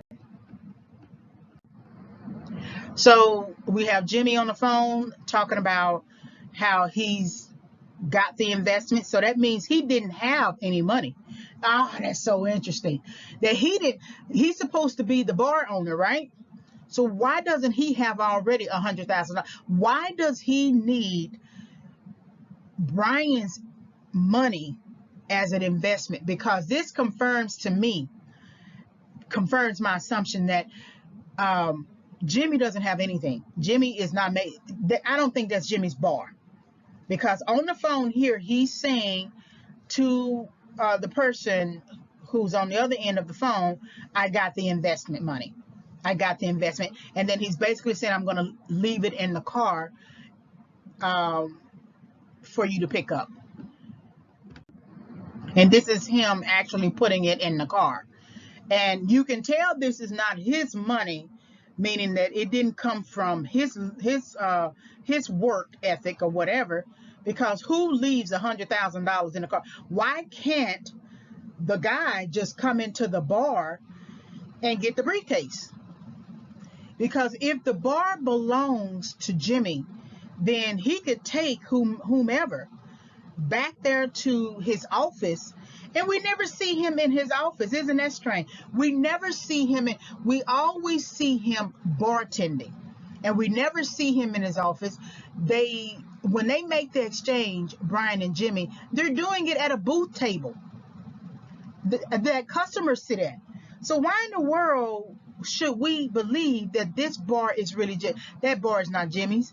I think Jimmy set Brian as a mark, because he knew he had some kind of money. He knew he had like a fancy suit on or something. So he knew he had something, and he thought about it, and he figured out a way to work them, right? Bait, hook, and switch. So this is him putting the money in the car, because if you work for that yourself, you're not going to put it in the car and not stand there and watch. Otherwise, you just have the person come into the bar if it is your bar. I don't think it was. I don't think it is. So now here's where the narrative shifts. Truly shifts. I mean, we have the going back and forth that Justin Donnelly does, who is a director, does with the different narratives, right? The 3 different types of narratives.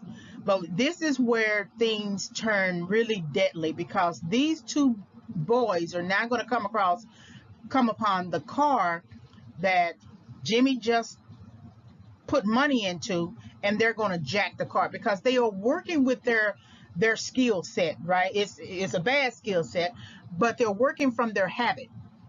And so, and anytime they see something that they feel that they can jack, it's a trigger for them. So they're not really bothered by the fact that it's a nice car, and they weren't bothered. They weren't bothered by the big truck that they, jacked. So this is where the narrative is actually going to shift, where it's going to send everybody into a frenzy, leading to, deadly consequences. So Brian is walking in a park. Just before he gets to this part, there's a lot of animation and play between the family members, and it gets him to thinking, and so he turns and looks back at them. And don't forget, he's always looking backward, right? He's remembering his own childhood, his own upbringing. He has flashbacks to when he was in the car. And so the horsing around with the family really moves him. And then he gets a call from Jimmy. So the guys run into a snag in their jacking exercise, right? The car has a flat tire. There's some irony in this situation. Sammy is saying we need to fix the tire. Okay.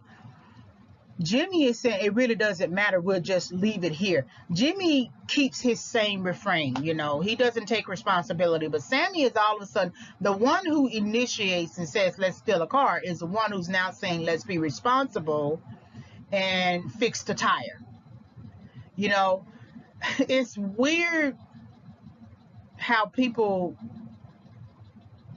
they reveal their character, how they reveal their ethical thinking, their morality. In all other instances, all they did was jack the car, drive it to some sort of abandoned area, strip it, whatever things they could do with it, right? And then walk away. But now all of a sudden, Sammy wants to fix it. He wants to fix. So he's basically saying, let's fix the setback. The setback for them after jacking the car is the tire blowing out on them. So the car that they jacked is of no longer use, but Sammy is trying to make it of use because he feels like there's some purpose. And another irony is that he doesn't really want his friend to leave, Jesse, but in wanting to fix the car, if they fix the tire, Jesse will leave. So they're all mixed up in their thinking about the decisions that they make. But I thought it was interesting that they're wanting to fix the setback. The immediate setback is the tire blowing out, and they want to fix it. And this is the same car that they just jacked. So going back to the narrative with Jimmy, the person in the truck right here across the way is actually part of the drug dealing scheme or something like that. And they were tied to, if the kids hadn't jacked the car, they were going to pick up the money from the car. So this is becoming a little ominous because there's somebody watching Jimmy. So now the movie is pushing a sort of urgency, pushing a sort of pressing. Now Jimmy is pressed. The two teens are not necessarily pressed. They may be annoyed, but they're not really pressed yet. But Jimmy is pressed because he doesn't have the money that he claimed that he had. So this is where the discovery of the money. Sammy discovers it first because it is a briefcase, and so you often want to open up whatever it is that you see is available for you to open. So he discovers the money, and then he calls over Jesse to look at the money. Okay, Brian is now returning from that field. That little play area that he was walking from. He's also kind of bothered by this idea of Jimmy not coming clean with him concerning the drug deal. He just seemed kind of weird in his discussion with him. And so that prompts Brian to go home. Well, when he goes home, his car is repossessed. So now begins truly his pressing. I'm not quite sure that he was pressed when he lost his job. I'm not quite sure that he was pressed with the 25,000, donation, because you got to know that you are really in a bad predicament, to me, for you to feel pressed. I think that was pre-pressing or problems or something like that. But the car being repossessed, something that you value being repossessed. And it's interesting, I don't feel like he was all that pressed when he gave over the $100,000. If he was pressed about that, he would never have returned to the bar. Jimmy didn't know where he lived, right? And he's not working on a job, so and he doesn't have to go to that bar anymore. But if he was truly pressed about that, he would never have gone to the bar. So I think that's all sort of pre-processing of something, right? Pre-pressing. But coming home and finding your car repossessed and a note on your door, that begins, to me, his real pressing, because now he can't get around like he needs to get around, and that perpetuates further his setback.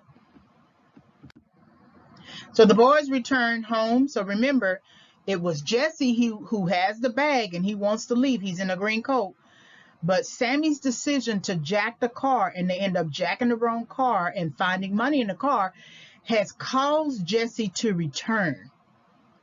Remember, Jesse wants to leave. He wants to leave because he doesn't want to be part of the flatlining of the city. But now he's returning back to the same environment, context that he feels weighs him down, that doesn't give him a smile. Sure, he got money, and it's not his money, but that lets you know this supports the claim that he did not have a plan. So there's this going back and forth about the money and how they shouldn't spend it or something like that. And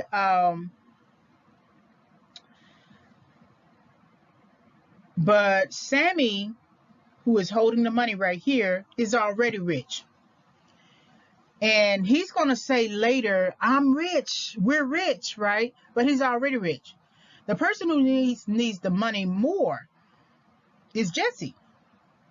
But you see Sammy holding the money. And, poverty meets wealth, right? Social systems, social structures, that you often wonder who has the power in the relationship, in this relationship.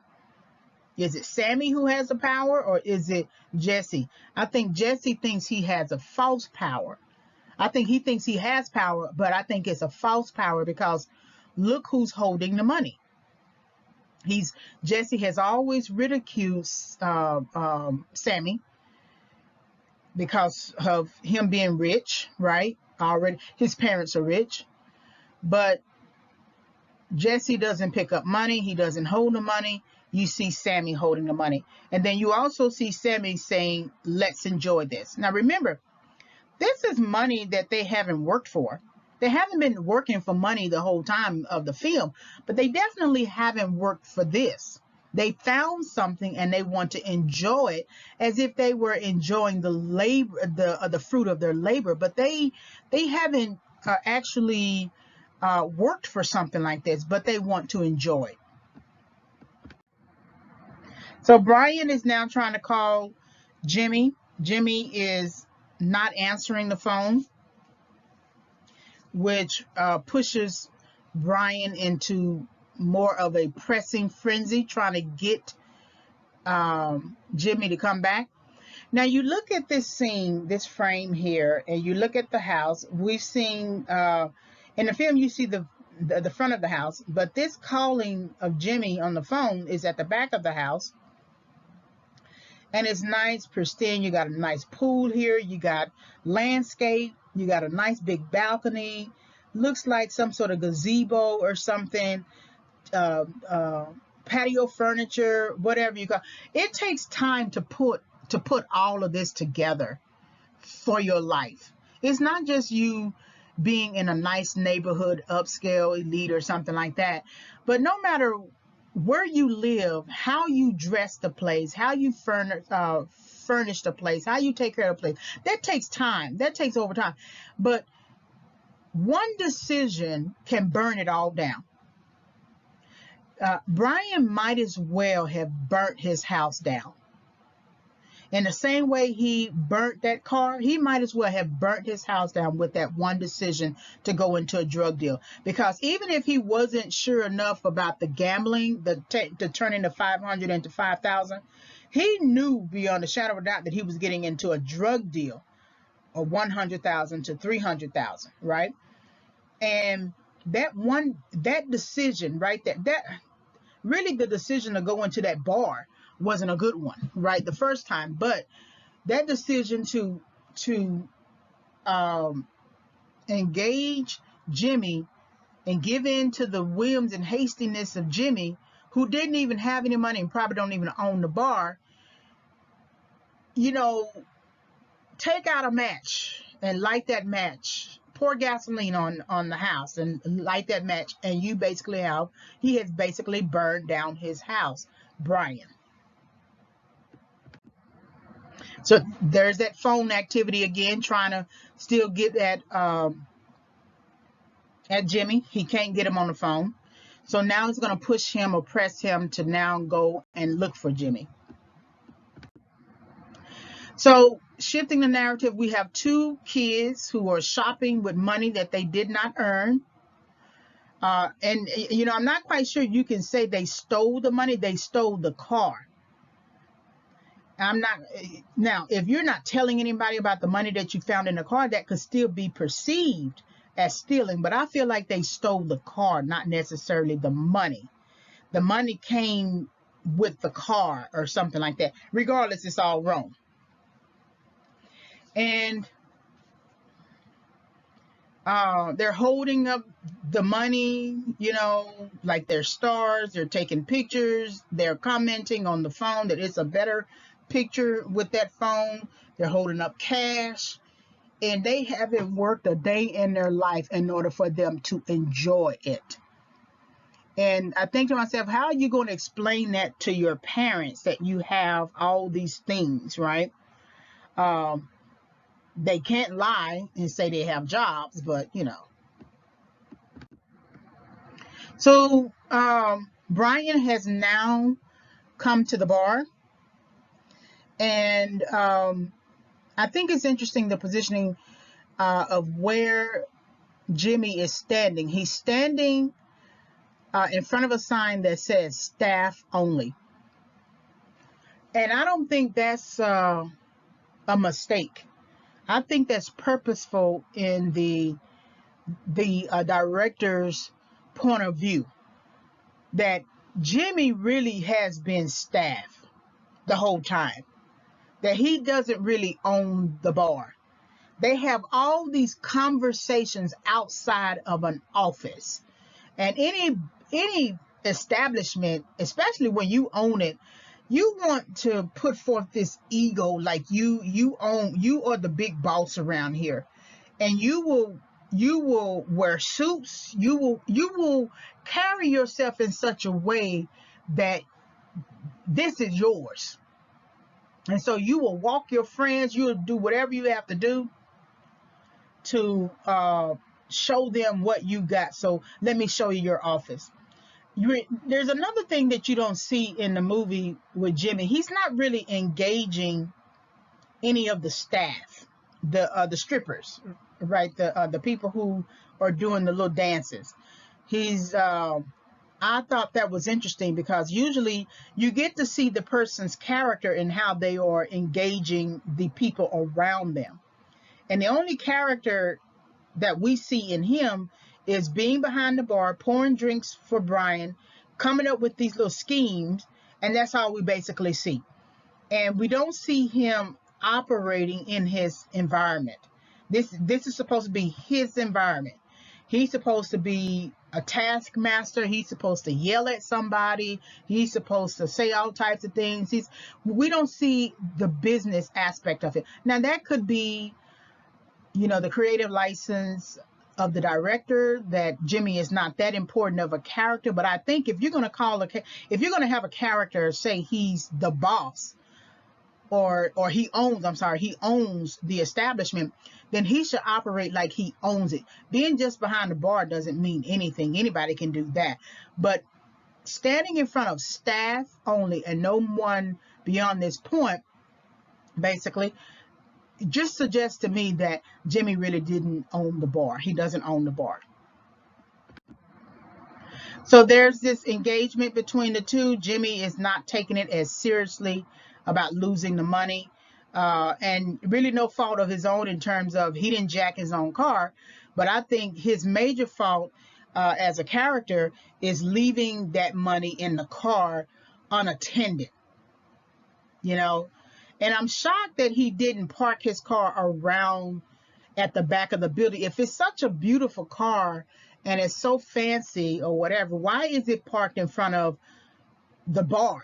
You know, if anything, that's really for customers. I would have parked that at the back so I could make sure that it's okay. And I would have done all I could to ensure my car was okay. So Jimmy is now pressed. He's feeling his pressing. He goes back to the back room, to the bathroom, to try to regain his composure, because he can't really explain the money away other than to say the truth that someone jacked the car. So he doesn't know how to actually address the situation other than to go back to the back, regain his composure, regain his stance, regain his argument, and see what he comes up with. Whatever comes out of his mouth, that's what he's going to come up with. So now we have an introduction of a gun, and we haven't seen a gun throughout the whole film. The introduction of a gun is the introduction of a solution to the setback. Remember, Jimmy has his own setback. His car was jacked. The money was in the car. He can't use the money as an investment with the drug dealer. So that's his 3 level of setback. And so he never pulled out that gun any other time than now. So he's willing to pull out the gun to resolve the setback dealing with Brian. It's funny that he's willing to use a gun. He's because if you pull something out, you are ready to shoot. And he's willing to leave Brian clueless about the whole situation, use a gun to resolve the situation, to fix his setback. In the same way that,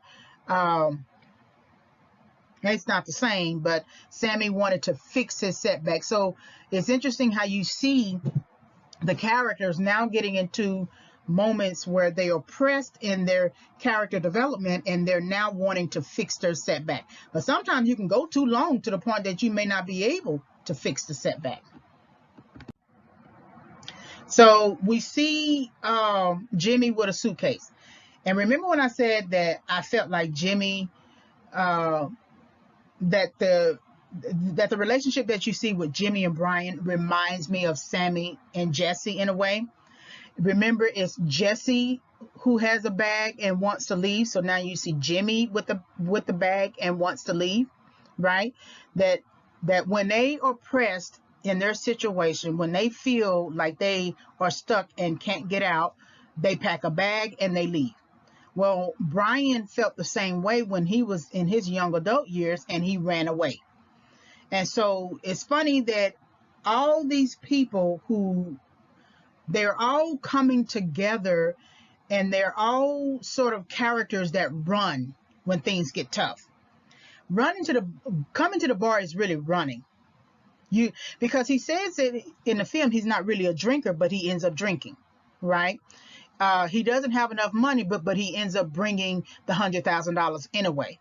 You know, there were many times that Brian could have gotten up and walked off. Just walked out, paid the bill and walked off.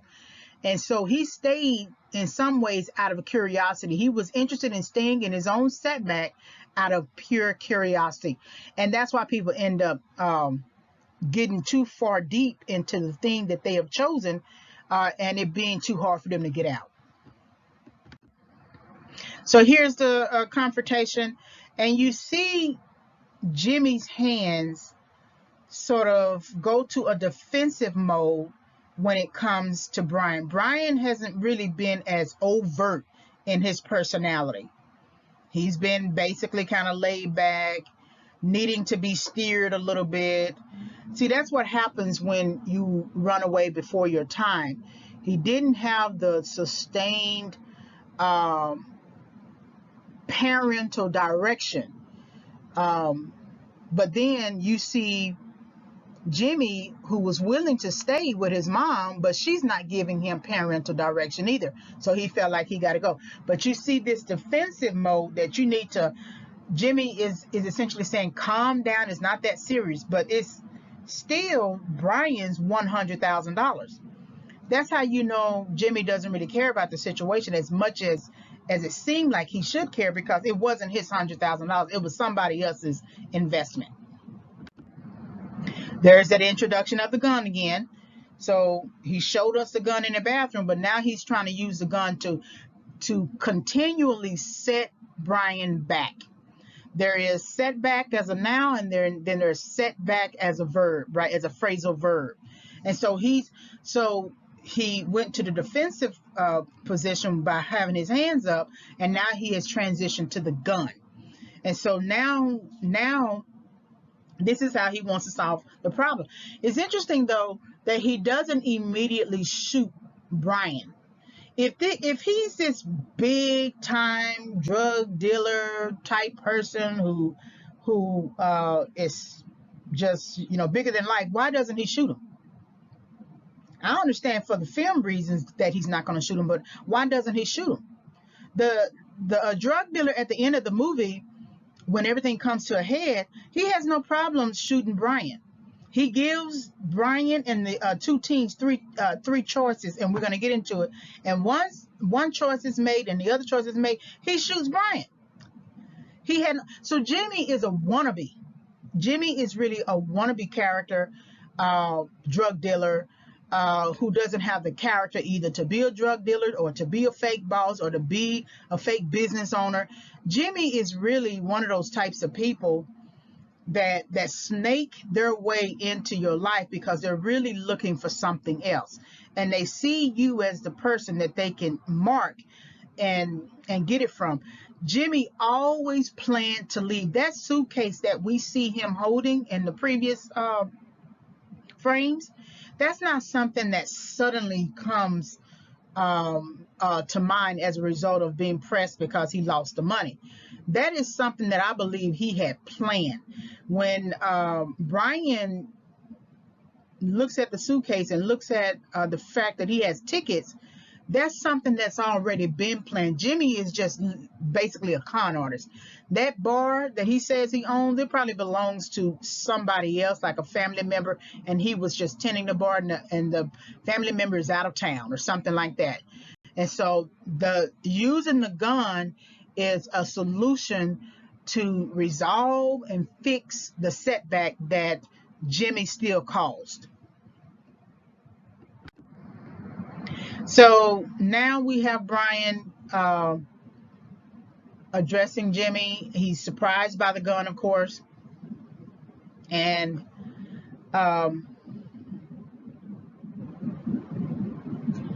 he's wondering how it got to where it got to.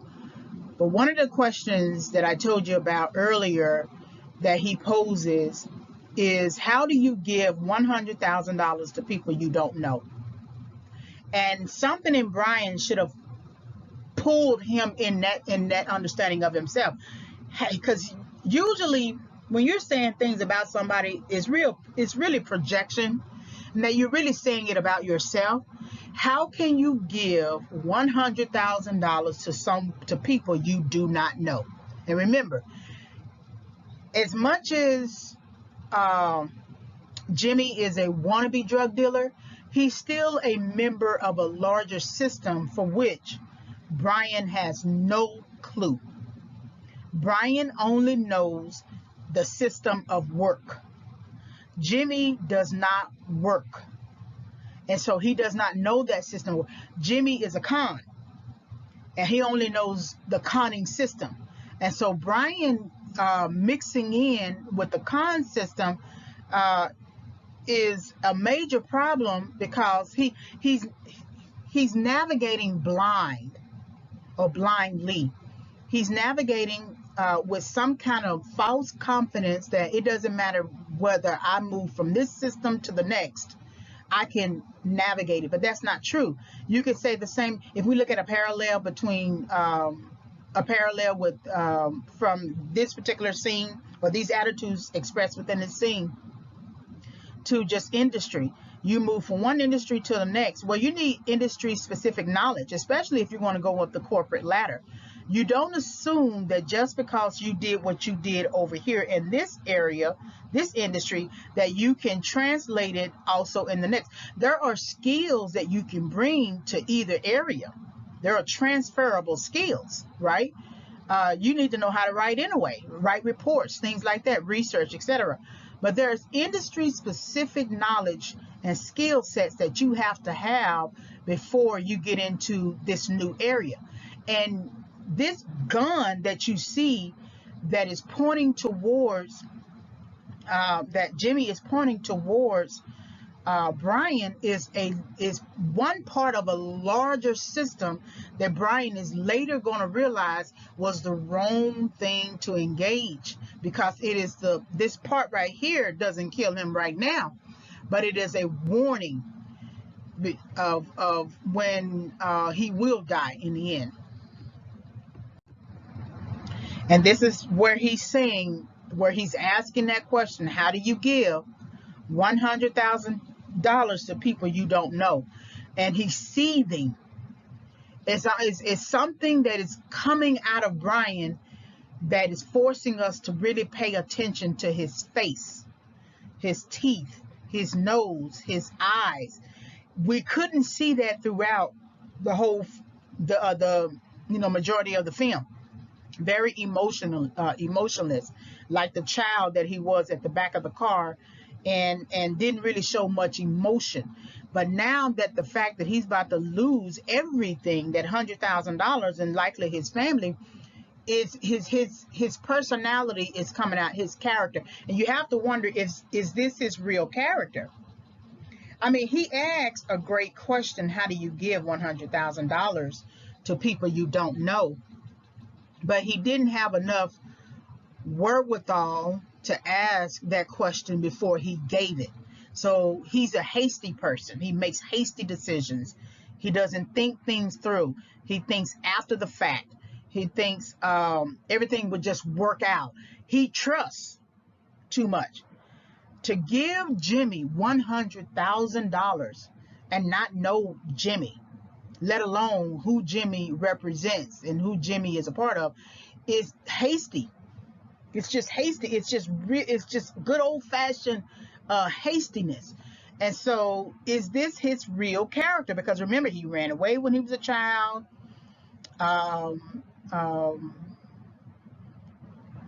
It looks like he tried to go down the right road when he was trying to find jobs after his initial layoff. But then he engages Jimmy, and it takes him down a completely different path. So they engage in a fight, right, of course.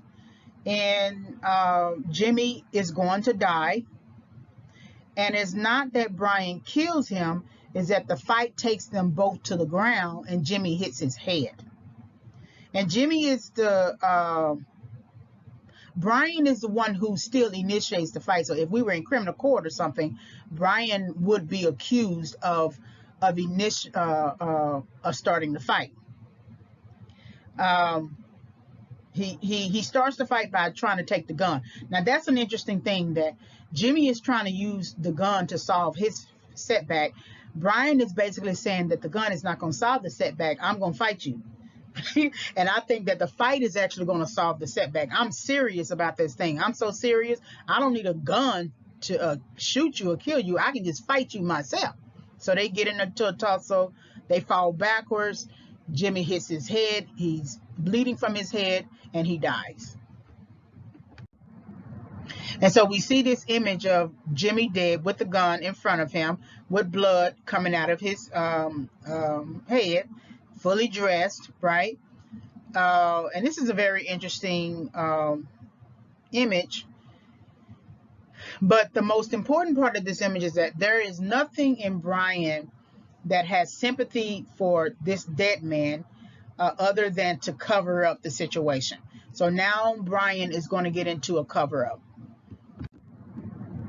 He's contemplating, he's thinking, he got blood on his hands, he's surprised. And like I said, you almost have to wonder, is this his character? Is this who he is as a person? We don't have any background on any violent tendencies. This may be truly in the heat of the moment, in the passion of the moment. But remember, there was a good span of time that Brian was trying to contact Jimmy to see what's going on. So that gave Brian a lot of time to think about what kind of response he was going to do. I'm not saying he was thinking that he was going to kill Jimmy, but how many times have we said, I will kill you, right? And then find ourselves acting that out, because your body follows your mind, whatever you're thinking about. And so this is blood on his hands. This changes the game. The setback has become so bad that it changes his psyche. He gets into a different type of thinking after this death. Of course, he smokes a cigarette. There's his ring that he's thinking about, right? And then he faces the mirror. He cries. It bothers him. He didn't think that it would go this far.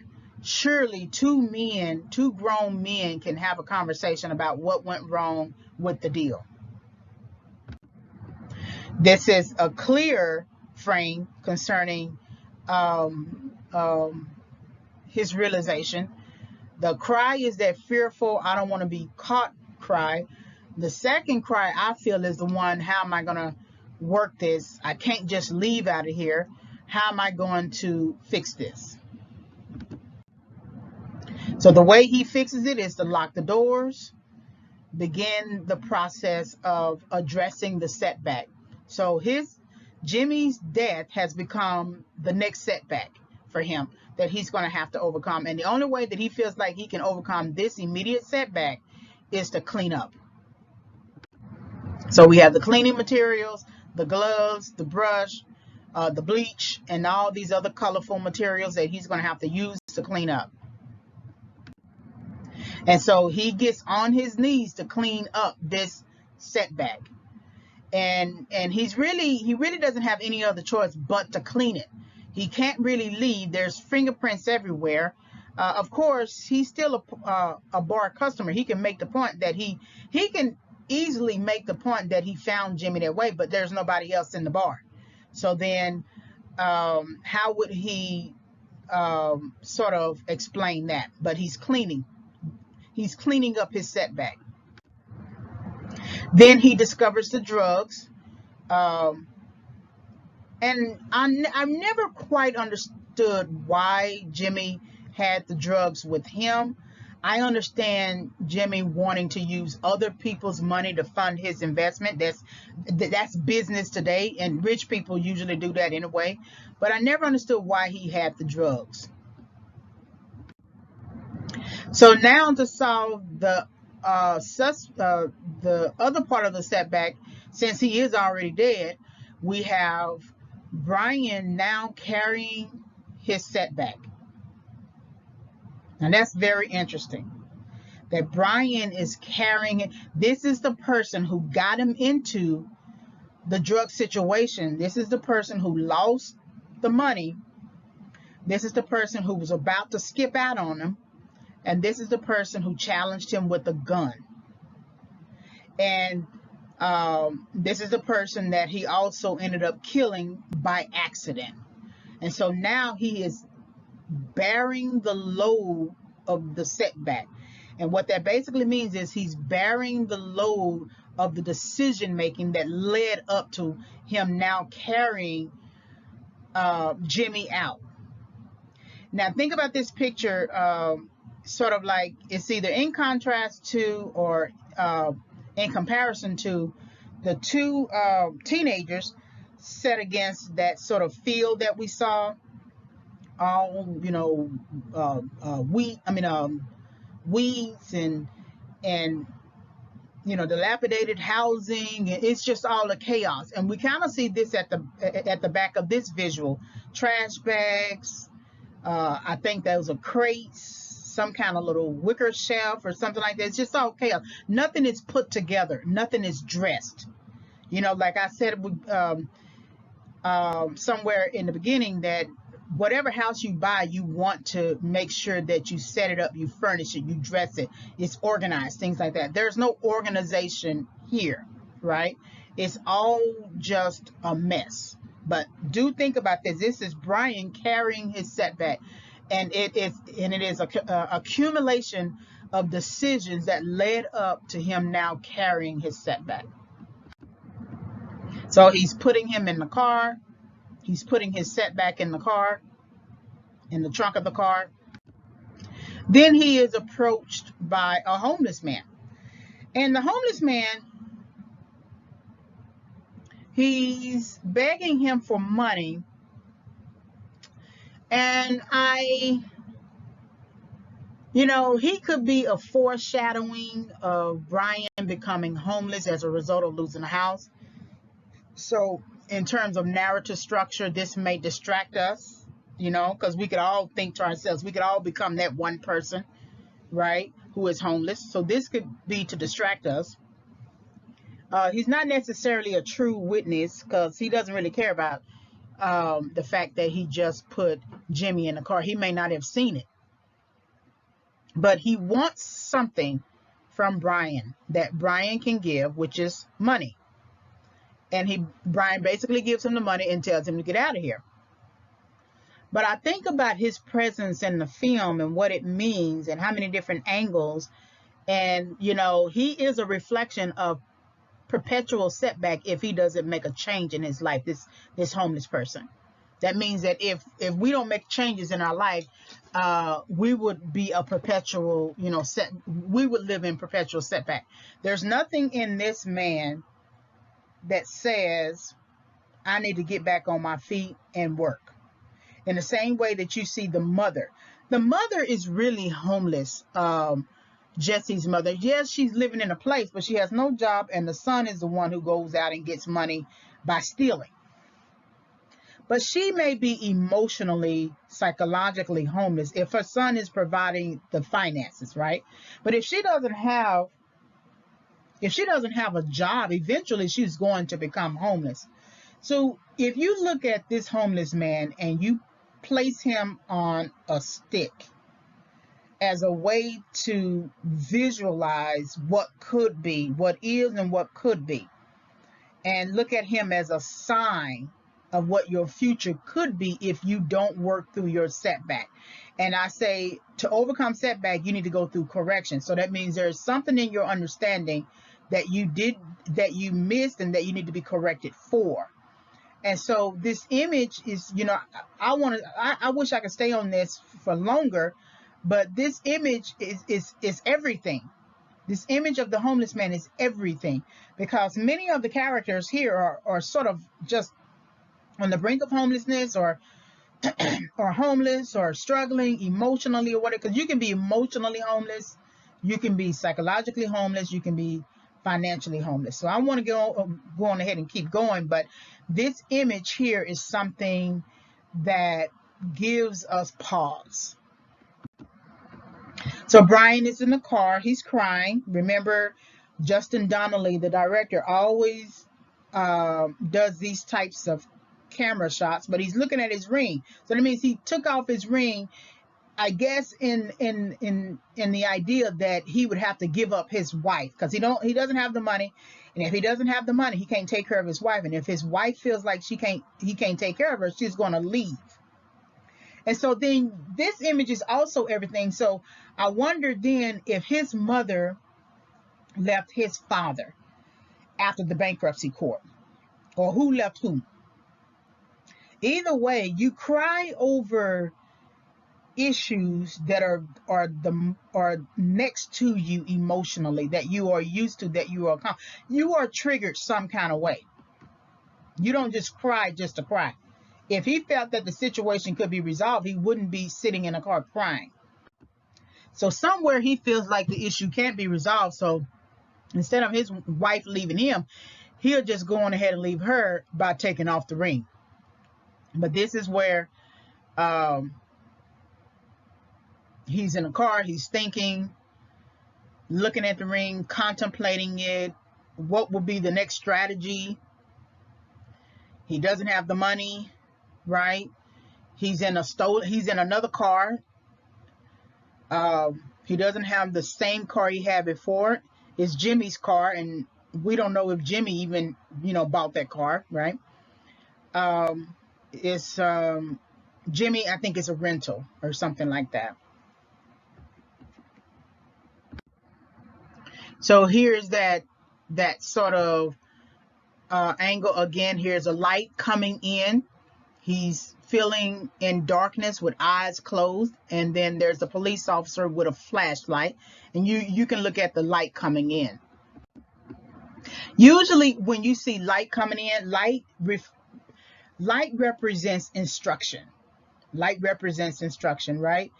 And so that's why you never want to sit completely in the dark, because if you sit in the dark, you don't see the light, and the light will guide you out of where you are, and the way out of setback is by obeying an instruction.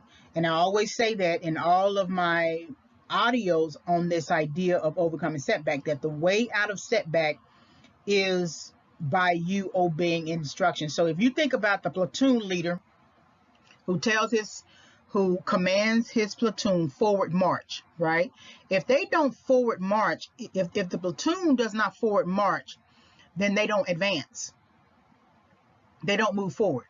But if the platoon forward marches, then they advance, they move forward. And so when you are in setback, you need the instruction to move you out.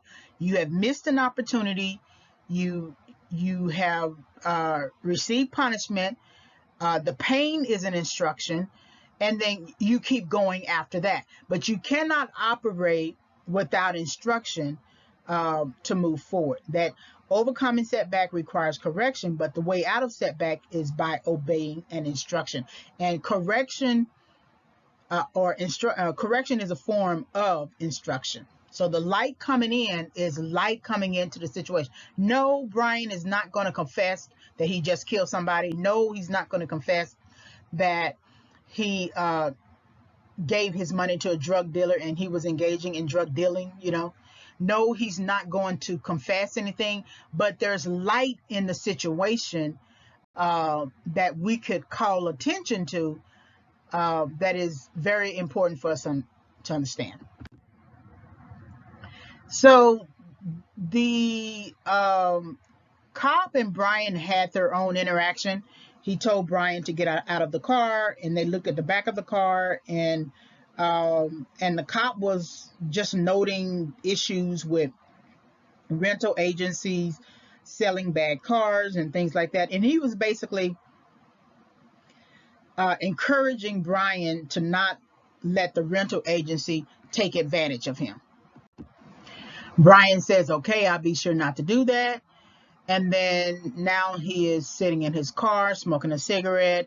It's kind of just a little bit smoky, and he's contemplating. So now we see what that opening scene was about. We are now in this field, dump or something like that, or in the mountains, and we see a shovel. We see a gasoline container, and we see other things. And then we see also the trunk opened. And so Brian is thinking about what he should do, what he can do. And I don't know where he got the shovel from, or the gasoline can, but it could have been in the bar. I don't know. But that's interesting. We don't see him going to the store and retrieving these items. But Brian is bothered by the situation. And he thinks to himself, the only way to solve this setback on this situation is to bury. So now Brian is burying Jimmy.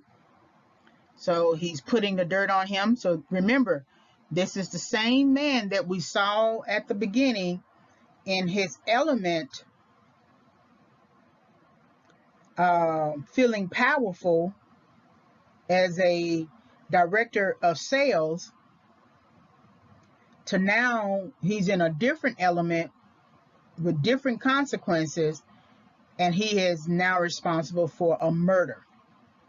And that's what happens when we engage distractions. When we stay too far in a setback, we end up living in a state of mind that is hard to get out of. You know, think about the person who has been to prison or jail, and think about how that person keeps going back and forth into jail. And I think to myself, at what point are you going to be tired of going back and forth into jail? So they are, I don't know if they are capable of being corrected, because here they are actually in a literal correctional facility, and they're missing instruction again, and they're not being corrected to the point that they get out and they do exactly the same thing. Well, it goes back to what Sammy was telling Jimmy. You got to have a plan. That going off and running away and leaving, and that's not a plan. Trying to find another city or something like that, that's not a plan. That Brian didn't have a plan, so Jimmy planned Brian's life, and you see the result of it right now, that Brian is forced to bury Jimmy. So now we see the gas can, the gas container that he's going to pour it in there. He takes a cigarette, there's some smoke, and he's going to chunk it into the car. And now we see why the car is afire or lit. And so now Brian has turned his back towards the fire. He can't even watch it.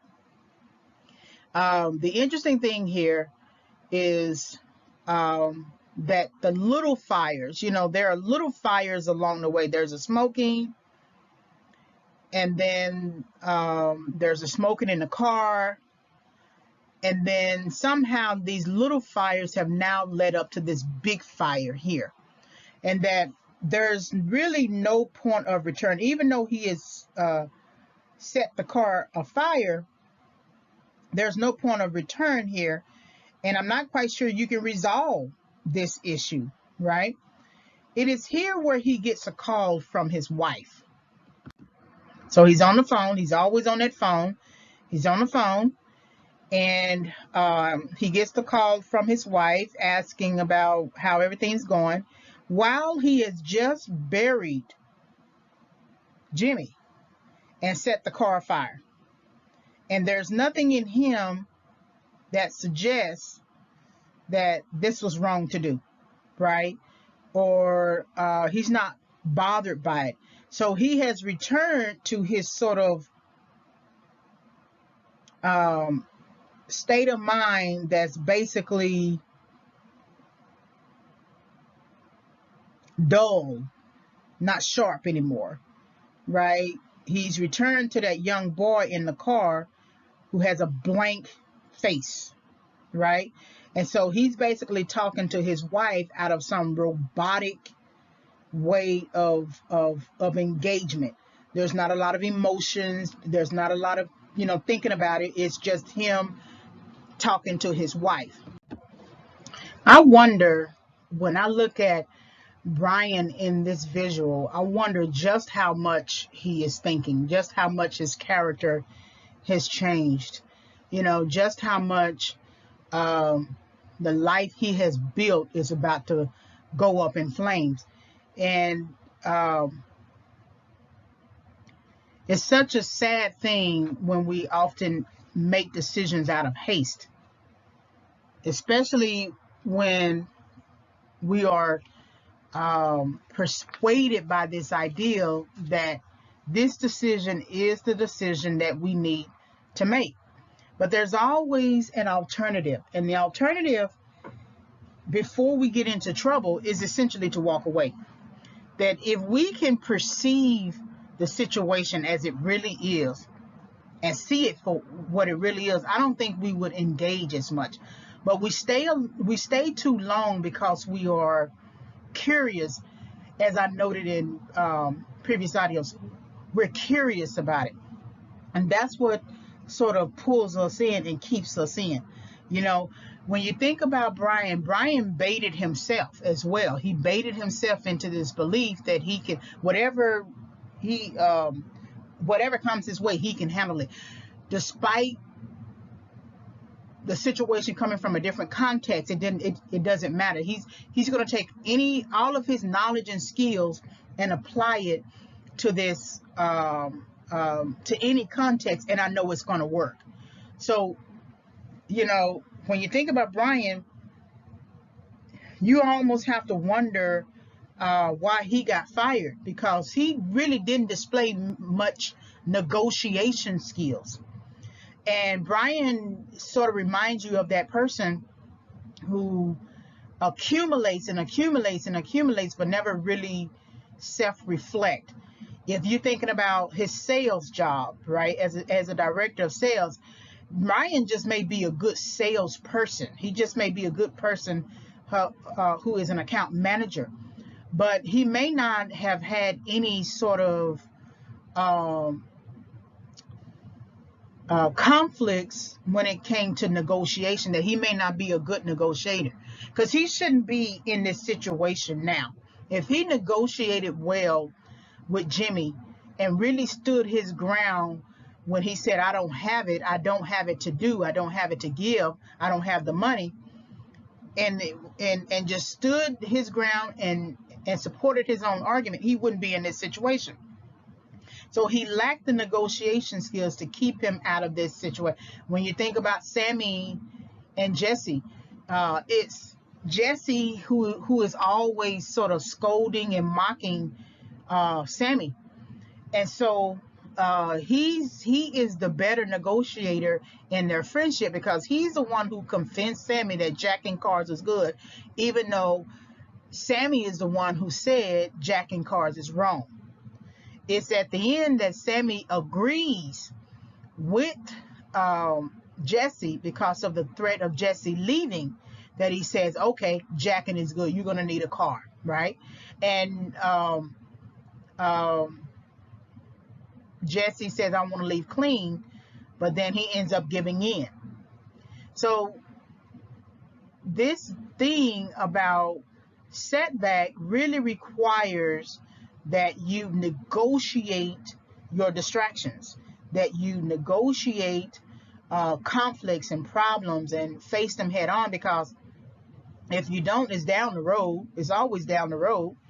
And you're going to run into these situations to the point that you're going to get off the path that you were initially set on onto some completely. This is a completely different path. This is the epitome of what will happen when you make the wrong decisions, when you perpetuate your setback and you go too far to the point that you can't get out of. He can't get out of this. Even if he's setting fire to the car, it's going to be linked to him some kind of way. The drug dealers didn't have to find them. The cops were going to find them. And so this is the epitome of that. So he's talking to his wife.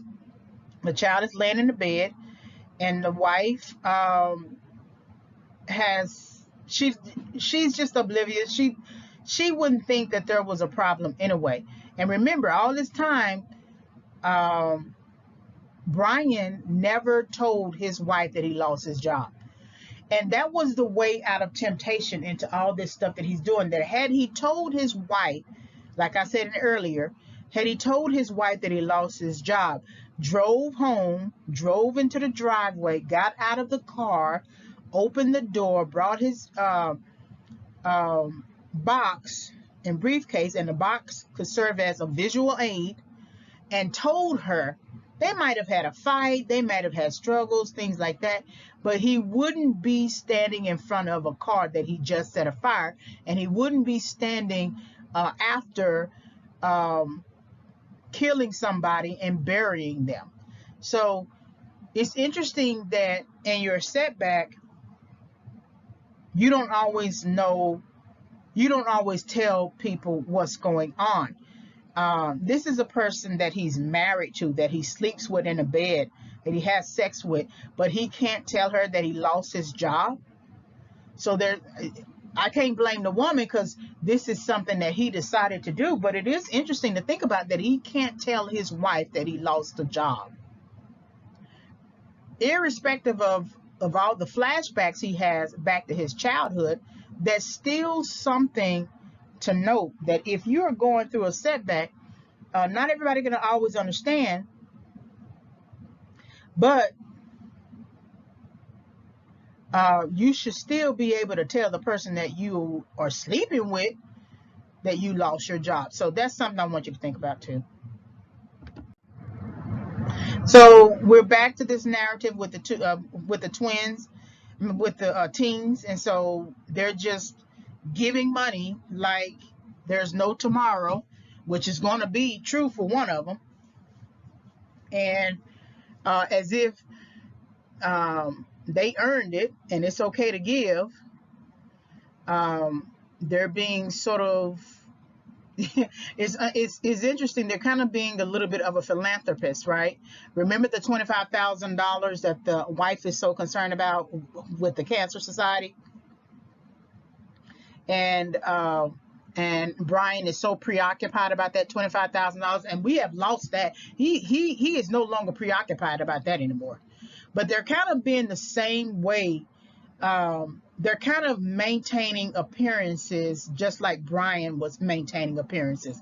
They're not rich for real, except for Sammy, but his family is, his parents are rich, but they're not really rich for real, but they're maintaining the appearance that they are, in the same way that Brian was maintaining the appearance that he was still fine, even though he just lost his job, that he still had the same wealth or whatever, even though he just lost his job. So I thought this is very interesting.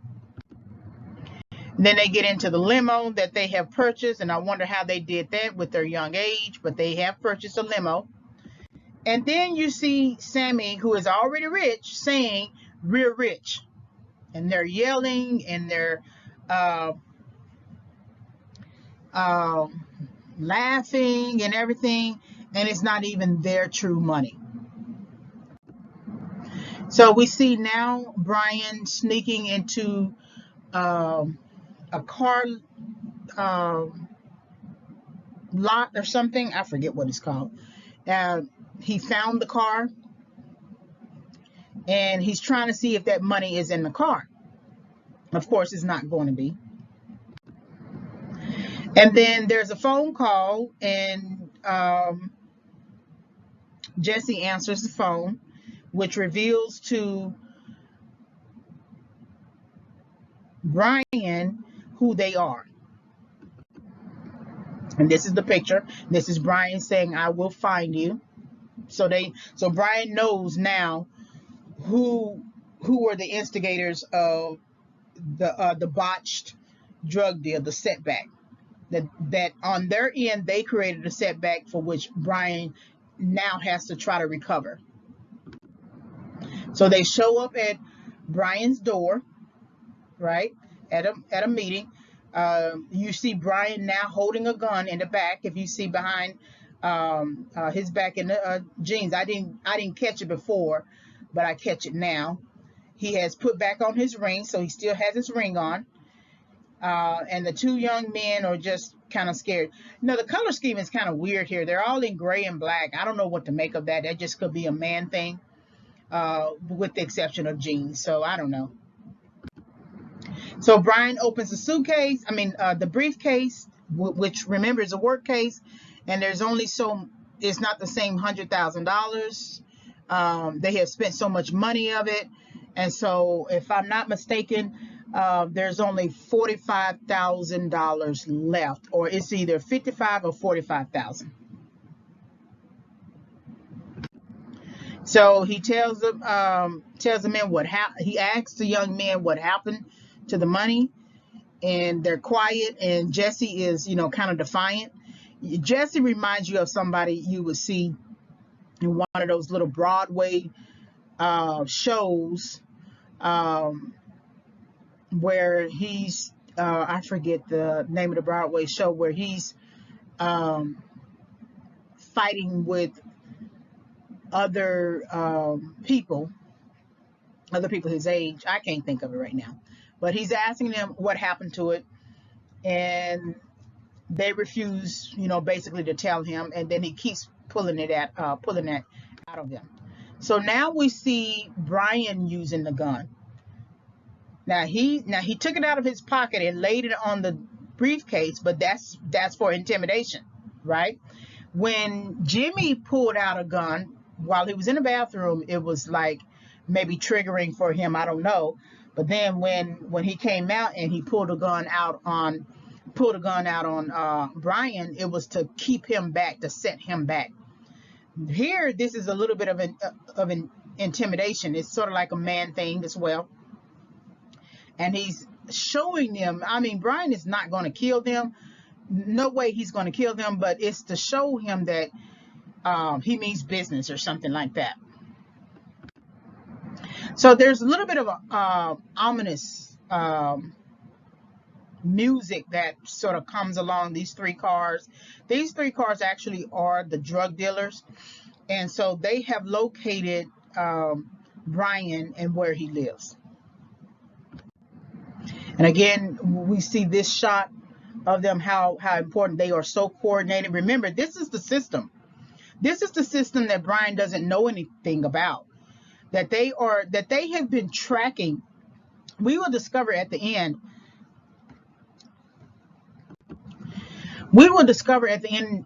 That they have been tracking Brian the whole time, and the two teenagers and Jimmy.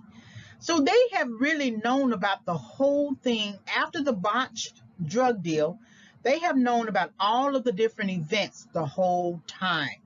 And this is the system. Now, it's not a ton of cars, but you see how coordinated they are, how strategic they are. They've been driving around.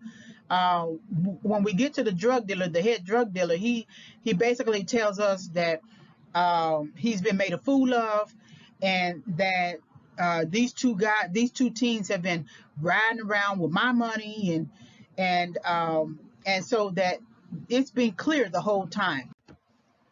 When you look at this frame, I want you to think about that question that Brian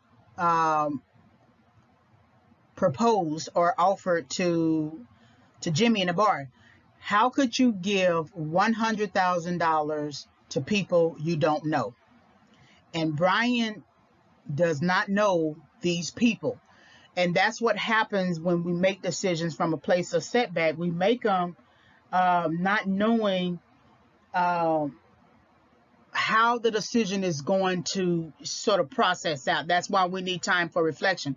It would have been better for Brian to go back home after he was laid off and stay in the house and just cook him some food, think, watch some TV or something like that.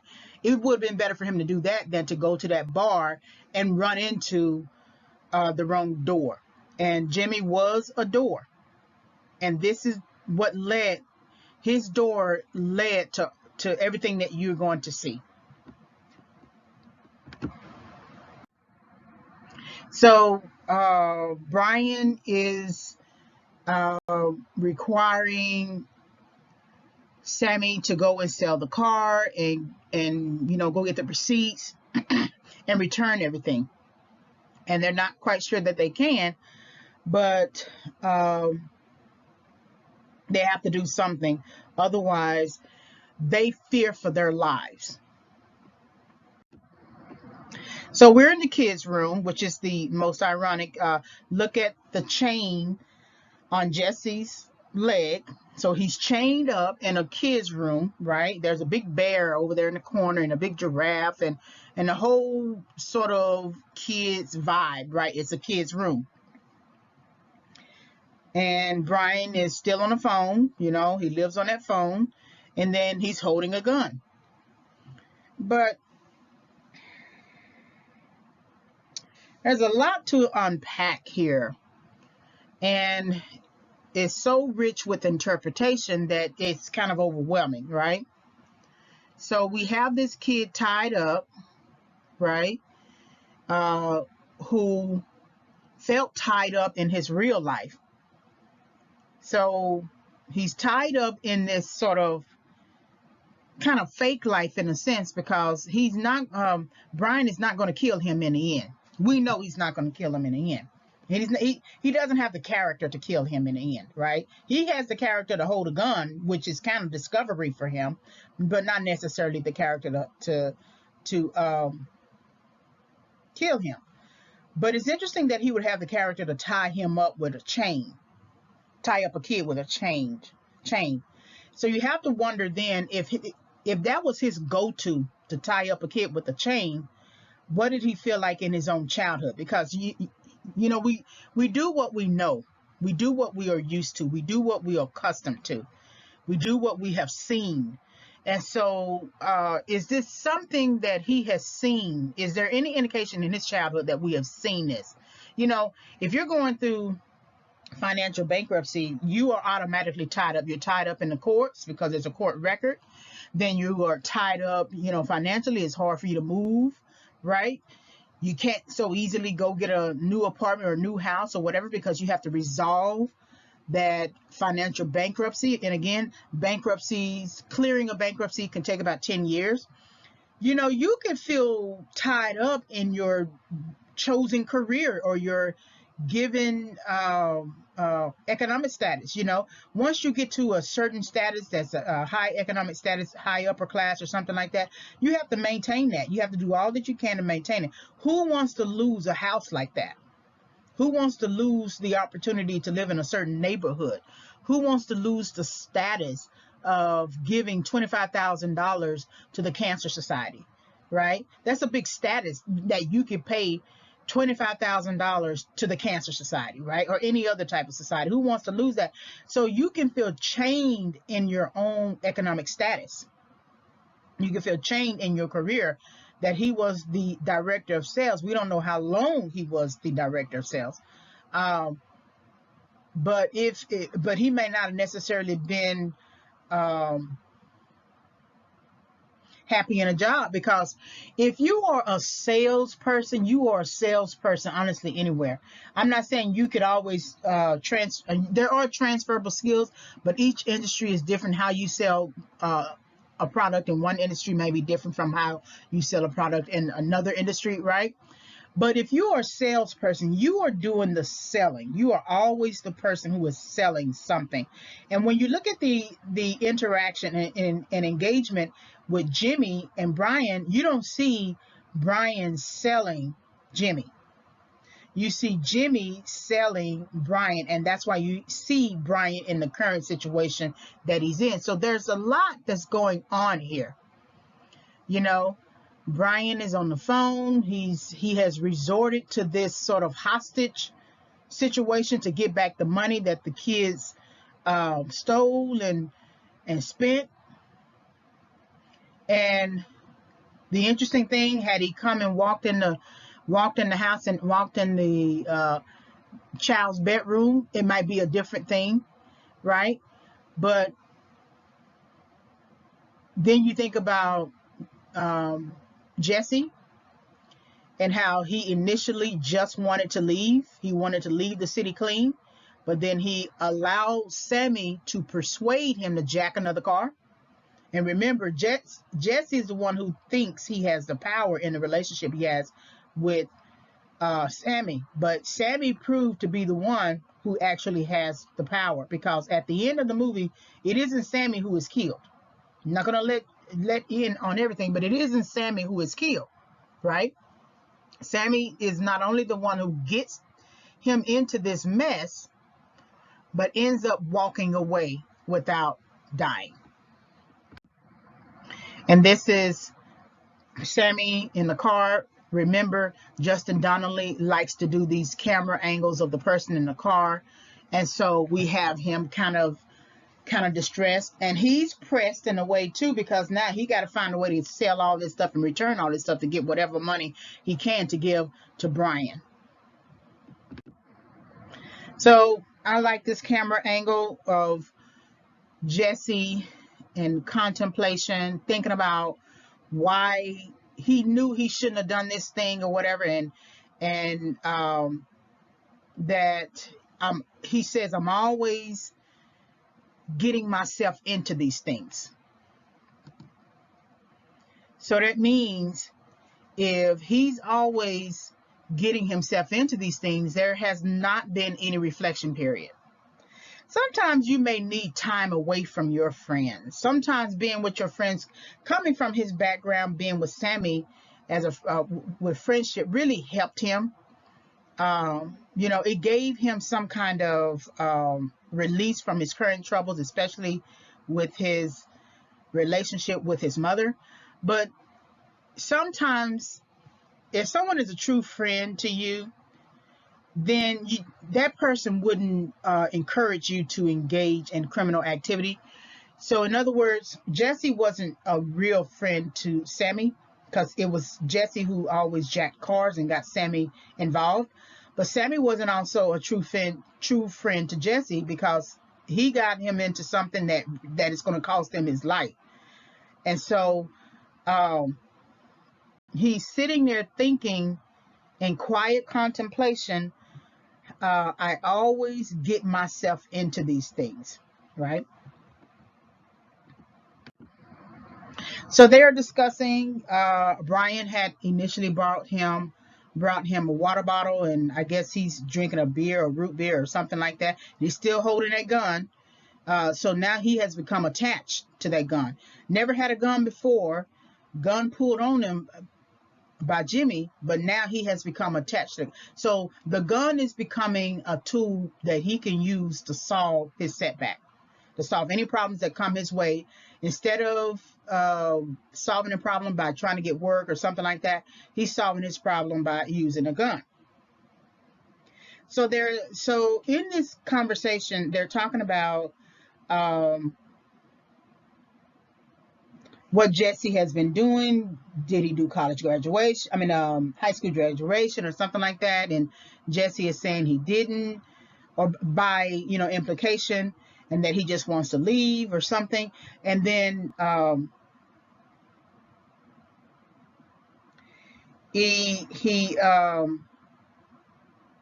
Brian says to Jesse, in the same way that Sammy says to Jesse, that that's not a plan. Him running away is not a plan, right? That he needs a plan. Again, irony that Brian is the one who runs away in the film, even as an adult. And he reminds us of himself in childhood, talking about how he ran away. And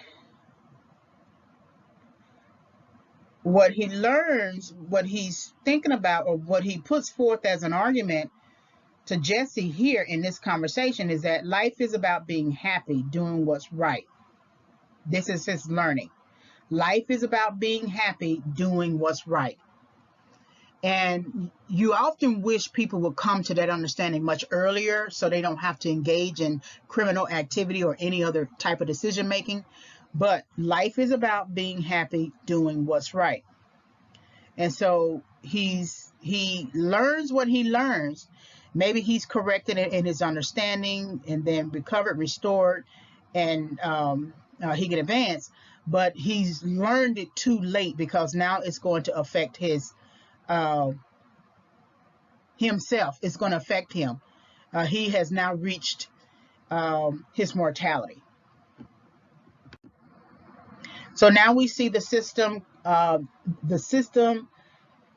The drug dealing system has located Brian's house, because remember, they always coordinate their efforts when they're coming after you, and so they're going to storm the house. And so they've stormed the house, they took him hostage, they found the kids, and they're taking the kids hostage as well. Because remember, the drug dealer has known about this whole thing since the botched deal. And so Brian is actually surprised that the kids are on the plane with them. And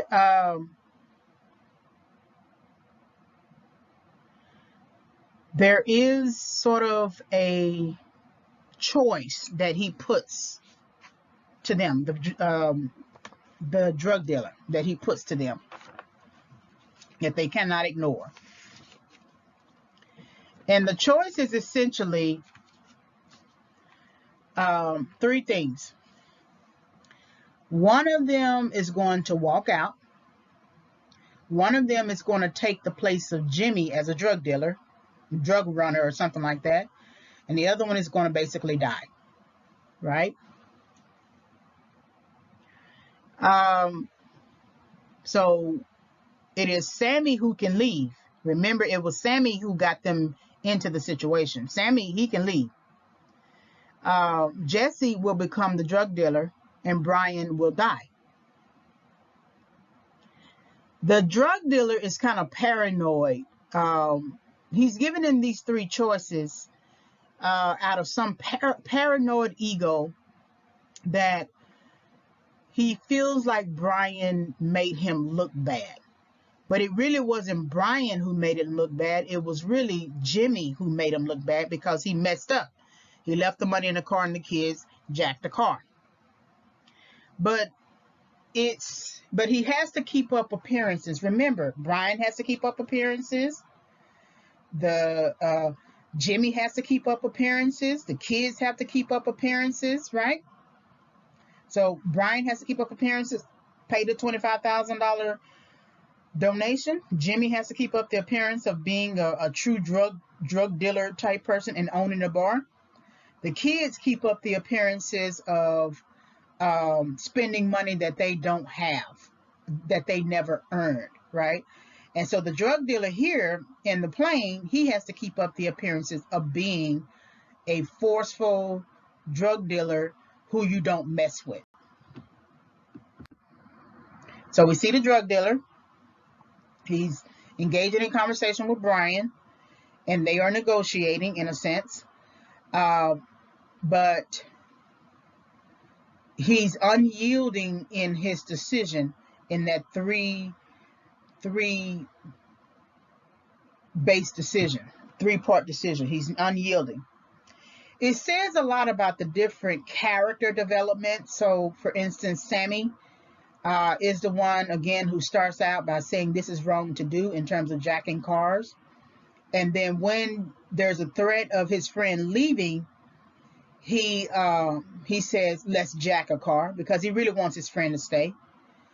And then they jack the wrong car, they get the money, right? And then Sammy is the one who gets to leave. And he cares for his friend, and he has no other choice but to leave, but he doesn't force himself to stay either. It would have been interesting to say he leaves, right? And on some level that may be a trigger for Jesse when people leave. Jesse's character development, he starts out strong in the film, very ego driven. I jacked a car, let's go ride, right? Doesn't really care about the fact that he's jacked a car, took somebody's car, left it abandoned, things like stole something from it, doesn't care. But then he gets a little contemplative. Being tied up in that kid's room makes him a little contemplative. that he thinks to himself, I'm always getting myself into these things. And that's a beginning process.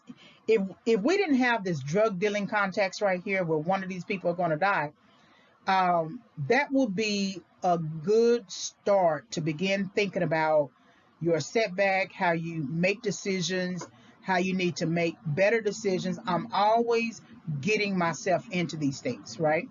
And so that will be a good journaling opportunity. That will be a good conversation or discussion opportunity. That will be a good therapist session opportunity. It's you beginning the process of grieving over your decision making. In the same way that you see Brian crying in the bathroom after killing Jimmy, you see in Jesse this willingness to really think about what he has done. And in that kids room, I forgot to note that Jesse was talking about his dream and how he wanted to own his own business. And there's nothing wrong with dreaming, but again, he had no plan. And if he had not set fire to the college brochure and gone to the college site itself and started a process of taking, business courses, law courses, or something like that, he would have been in a productive road path. Instead, when he set fire to that college brochure, he was equally creating a setback that now shifted and turned him down a different path. Then you see Brian, who's he's kind of sort of powerful with a little bit of ego in the beginning because he's a director of sales, so he got some kind of credence about him. And then it shifts when he loses his job. He's kind of bothered by it, but he's not really pressed in the beginning. Then he engages in criminal activity. And it is almost like just having coffee with somebody and having a conversation. Didn't really take it as seriously. But then when there was a threat to his livelihood and his family, his personality just shot through his face. It shot through his eyes, through his nose, through his teeth, through his mouth, through his veins. And there was the threat of him losing everything that woke him up.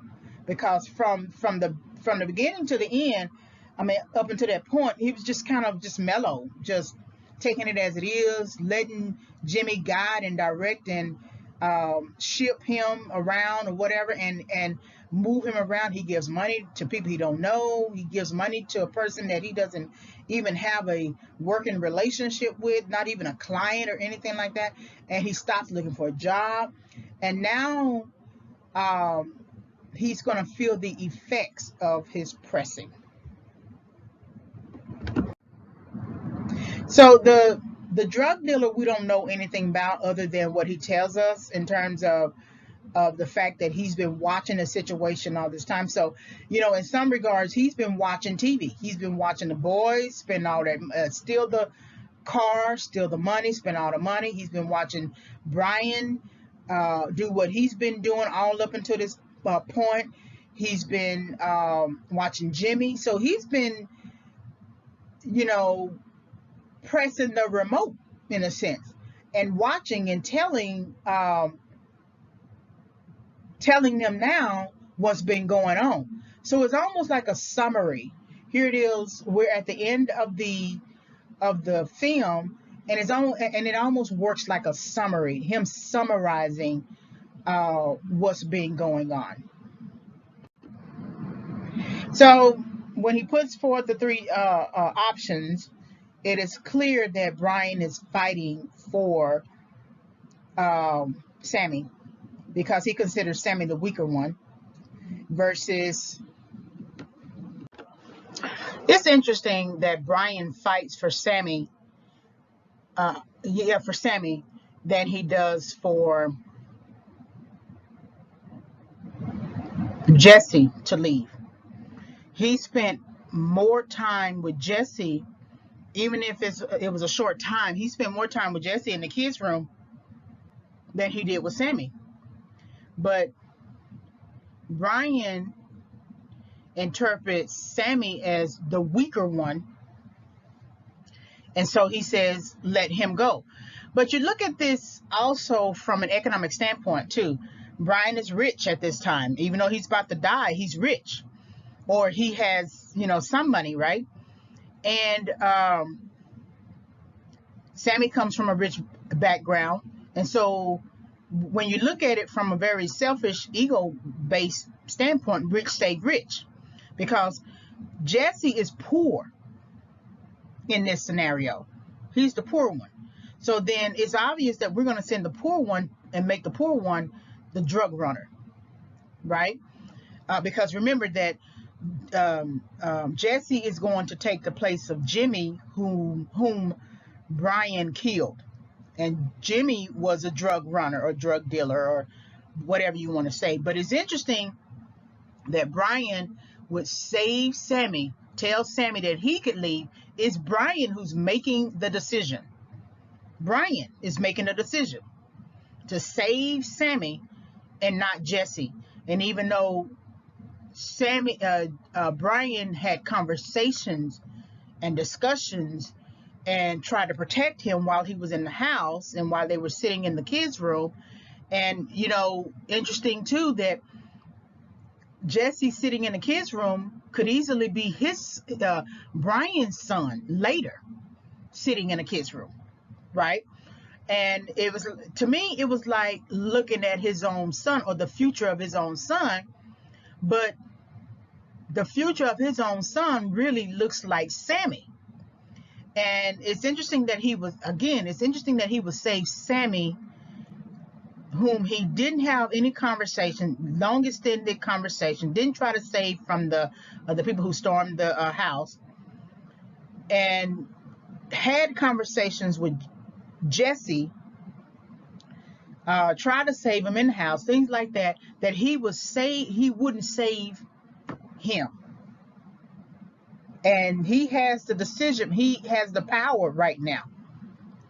Even though the drug dealer is granting Brian the power to choose, but Brian has the power right now to decide 3 lives, which include his own. And there was no way that he was going to leave those 2 kids on the plane. That wasn't going to happen. No way he was going to do that. He couldn't live with himself if he did something like that. But again, it's interesting that he would choose to save Sammy, the rich kid, over the poor kid. And you can think about this in terms of multiple applications to different economic statuses and policies and different things or whatever. But it is a very interesting dynamic here. So Sammy is the one who is permitted to leave. Remember, Sammy was a wannabe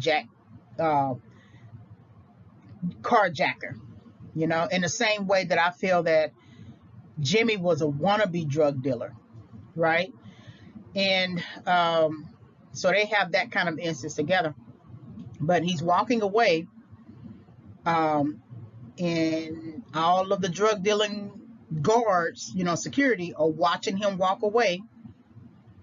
And so his life is saved, and he will be able to go on and do the things that he wants to do. Now, this is going to live with him forever, but he will be able to go on. And the interesting thing, in the same way that they didn't earn that money to spend it the way they did, Sammy didn't earn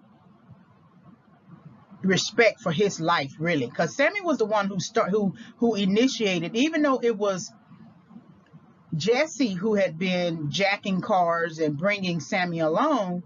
Sammy was the one who made this last decision to jack a car and bring Jesse along. And he didn't know that it was going to be a life-changing decision. So what you see here is that looking back, remember, Brian looks back a couple of times in the film. What you see here is Sammy hearing the gunshot. So you don't see Jesse outside or anything like that. So that means Jesse is sitting on the plane when the drug dealer shoots Brian. So that's going to bring about all new different types of triggers for Jesse to stay the course. So now he is living in his setback. And Jesse is not going to be able to get out of this setback of drug running and drug dealing unless he, dies out. Blood in, blood out. He didn't choose to enter drug dealing and become a drug runner, right? He didn't choose that, so it's not blood in. But the only way he can exit is by blood out. So he's stuck while Sammy goes on and enjoys his life. So this is Sammy putting up a poster for Jesse McAllister. You can't really tell his family, right? Because the drug dealer said he would kill his whole family. But he's never going to see Jesse again. So, it's funny that he was trying to keep Jesse from leaving, but ended up losing him anyway. It would have been better for him just to let Jesse go, find his way. And if he was going to find his way back to Sammy, he was going to find his way back. But he held on too long to the point that he ended up losing his friend. So we see the house sold. We know as the viewing audience that Brian is dead. And so the house is sold. That means that his wife is going to have to move out of the house. This is a greater view of the house. And this is a very nice house, very nicely landscaped and everything.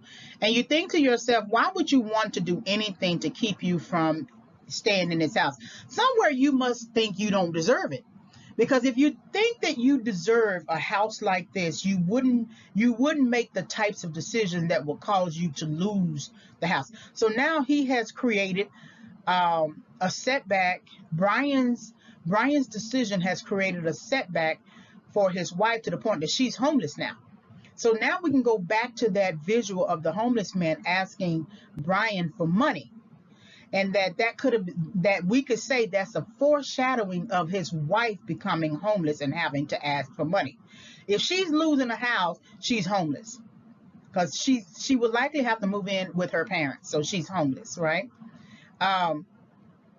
So the time span can be short or long. It doesn't matter. But his decision to engage in drug dealing created homelessness for his own family and created death for him.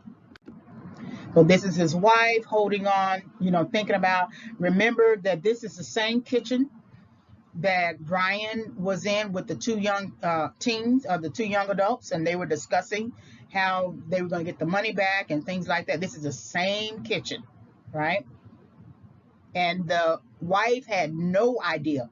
And we don't know if she knows her husband is dead. We just know that he's not there. And so this is her again, thinking and praying. Thinking and about her situation. And to me, she seems like she's more concerned about losing the house.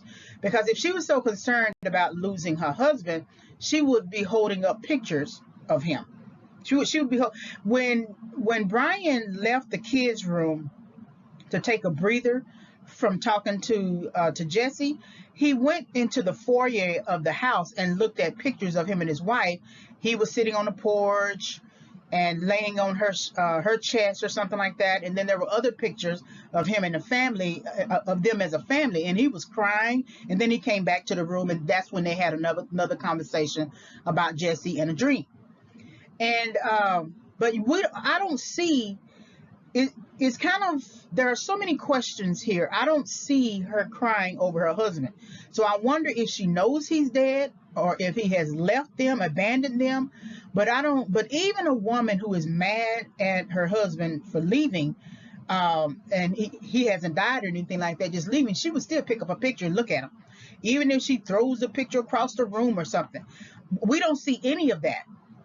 So I think in this frame, you don't see her raising her head and looking about the house. But in the movie, you see her raising her head and looking about the house, and she's bothered by losing the house to me, because I don't see her picking up a picture and looking at her husband and crying over her husband as if she knows he's dead. So now that the wife has gone through the house, touching the walls, feeling sad about leaving the house, she's now exiting it.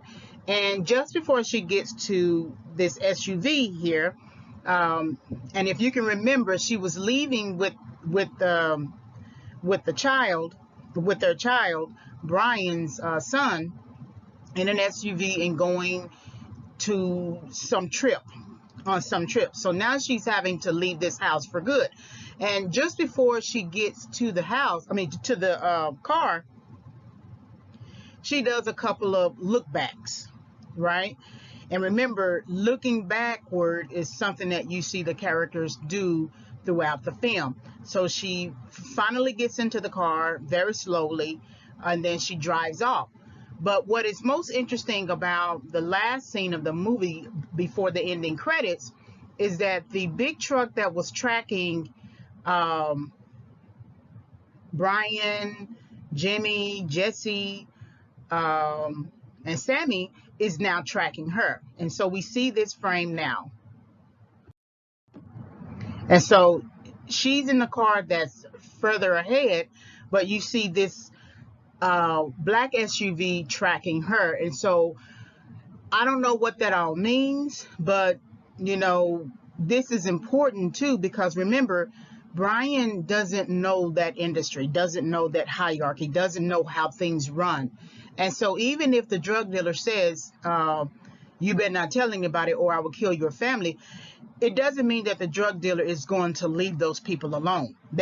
He might still keep an eye on Brian's wife, whether she knows anything or not, or on Sammy, whether he knows anything or not. He's definitely going to keep his foot on Jesse's neck, so to speak, because now he's taking the place of Jimmy. And so this system always tracks you. It always keeps tabs on you. It always knows everything. The drug dealer at the end, when he was summarizing all of the events in a sense, right? He's when I re-listened to the audio to see if I needed to make any changes, I noticed that he comes off as omniscient, right? Like a God-like figure, and that they know everything. No matter what they say to you, don't listen to what they are saying to you. They're going to come after you some kind of way. They're going to attach some kind of claim to you. You might meet some representative of theirs or something like that, so they can track you. But it's never a clean slate. Remember Jesse saying that he wanted to leave the city clean? Well, he could have left the city clean without flatlining, but once he went down the road of drug dealing, or stealing that money, it took him down the path of now becoming a drug dealer like Jimmy. And so you never quite leave clean. So now whatever argument that he put forth earlier in the movie about leaving clean, he'll never be able to leave clean now. Never. Like I said in a previous audio area of this lecture, that his leaving clean it's going to come with conditions now. It's like blood in, blood out, entering a gang. That's why individuals who decide to enter a gang, they have no clue about what that hierarchy is, what that system is, what influence they have until they get in it. But today, with so much information, you can find out about these things. So that's kind of what I want to leave you with. I didn't originally add this. I just added it after re-listening to the audio to check for any sort of mistakes. And I noticed that this black SUV is following Brian's wife. And it's ominous. Is you see that it's dark, right? And the movie started out as dark, and now it is ending as dark. And so that's something that I want you to think about. So I want to do a quick recap of setbacks, how pressed characters accumulated their setbacks. And there's always that initial decision, and then the sort of continuation of kind of navigating the setback, and then what the end result looks like. So this is just going to be a quick recap, and then we're going to get into applying the 7 stages of setback to help you understand each character and how the movie really develops the characters without necessarily applying setback, but revealing setback. So Brian Parker's setback. First, he loses his job. And then the most important aspect of his setback is that he does not tell his wife. And that losing his job is a normal thing that anyone can do. It's not his fault that he lost his job. But the fact that he didn't feel like he could tell his wife is something that is very telling. And then also when given the opportunity to talk to her over the phone, and then he talks to her over the phone about twice, one at the beginning of the movie and the other at the end, and he still doesn't tell his wife. So that's something. He detours and visits a bar, which connects him to Jimmy. So he's getting himself on a different path. He's already in a setback, and so now he's continuing his setback by visiting a bar. He's forced to take money out of his financial portfolio. So usually you wouldn't want to take money out if you are investing in. So that creates a financial setback for him. The job alone is already going to create a financial setback, but I feel like that's more along the lines of economic.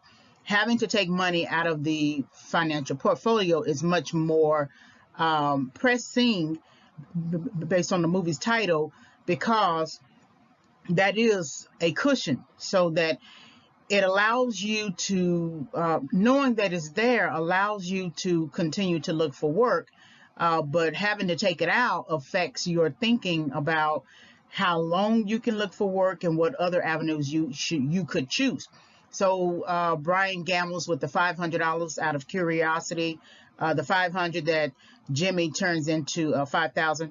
Then he gambles with his cash from the financial portfolio, giving over $100,000 to a person and or system that he is not familiar with. Remember, Brian is familiar with the system of work. He's not familiar with the conning system, and he is familiar with the system of sales and not drug dealing.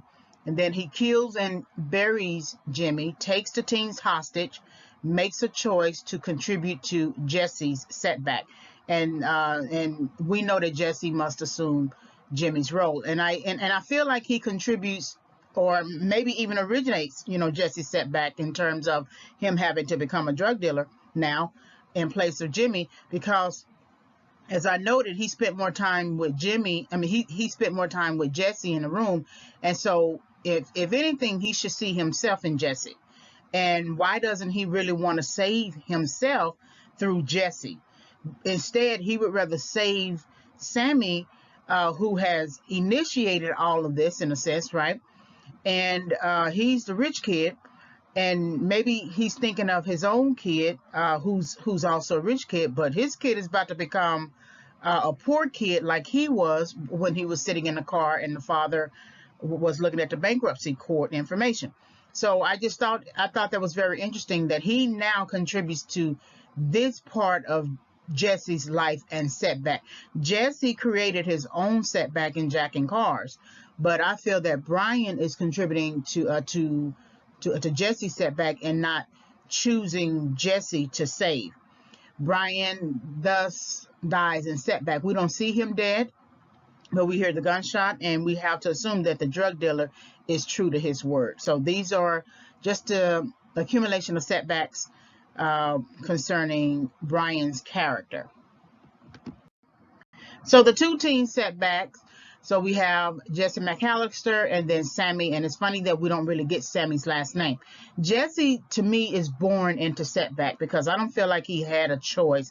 There isn't a narrative that basically suggests that that his parents were together and they divorced, and then one of the parents, who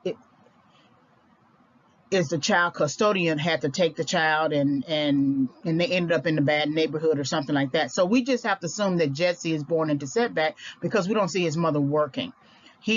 Jackson steals cars, I guess mainly for ego reason, and he has no plan for leaving. He wants to leave and leave clean before the city flatlines, but he has no plan. And anytime you want to create an opportunity to implement an action, but you don't create a plan to do so, you have already created a setback, or you will run into a setback.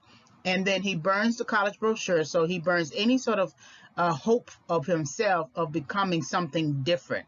Why does he continue to choose the life of jacking cars over going to college, right? So that creates a setback. He follows Sammy. And we really think that Jesse is the one who has the power in their relationship, but it's really Sammy.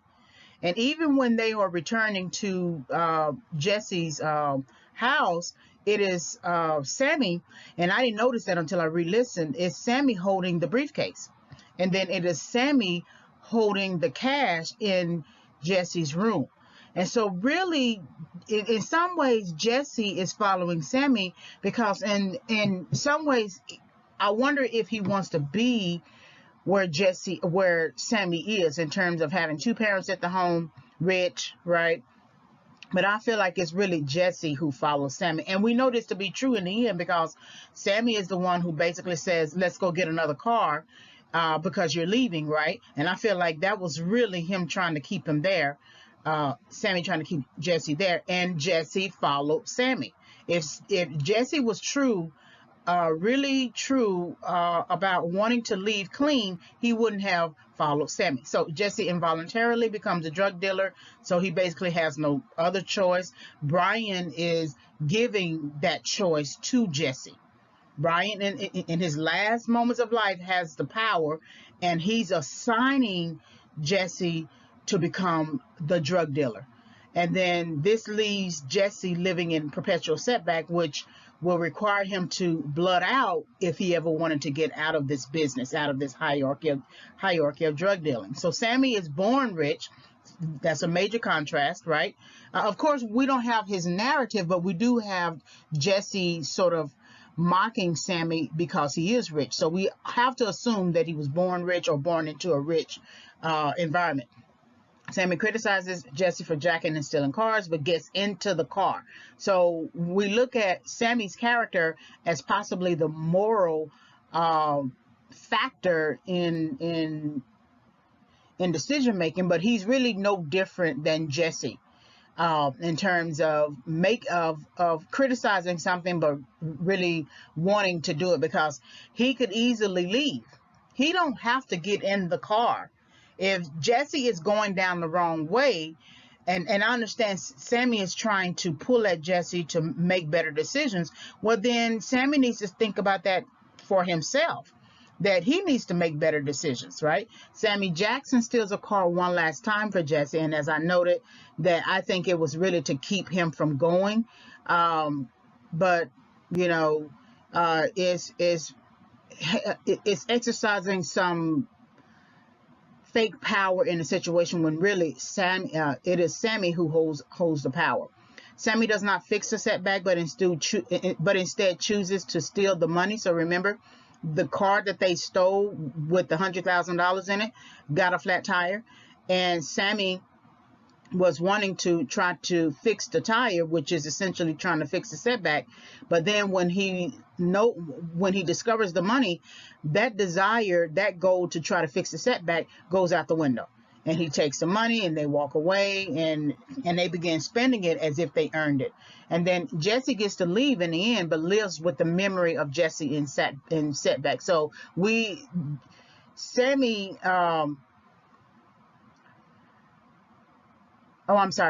gets to leave, but lives with the memory of Jesse in setback. So while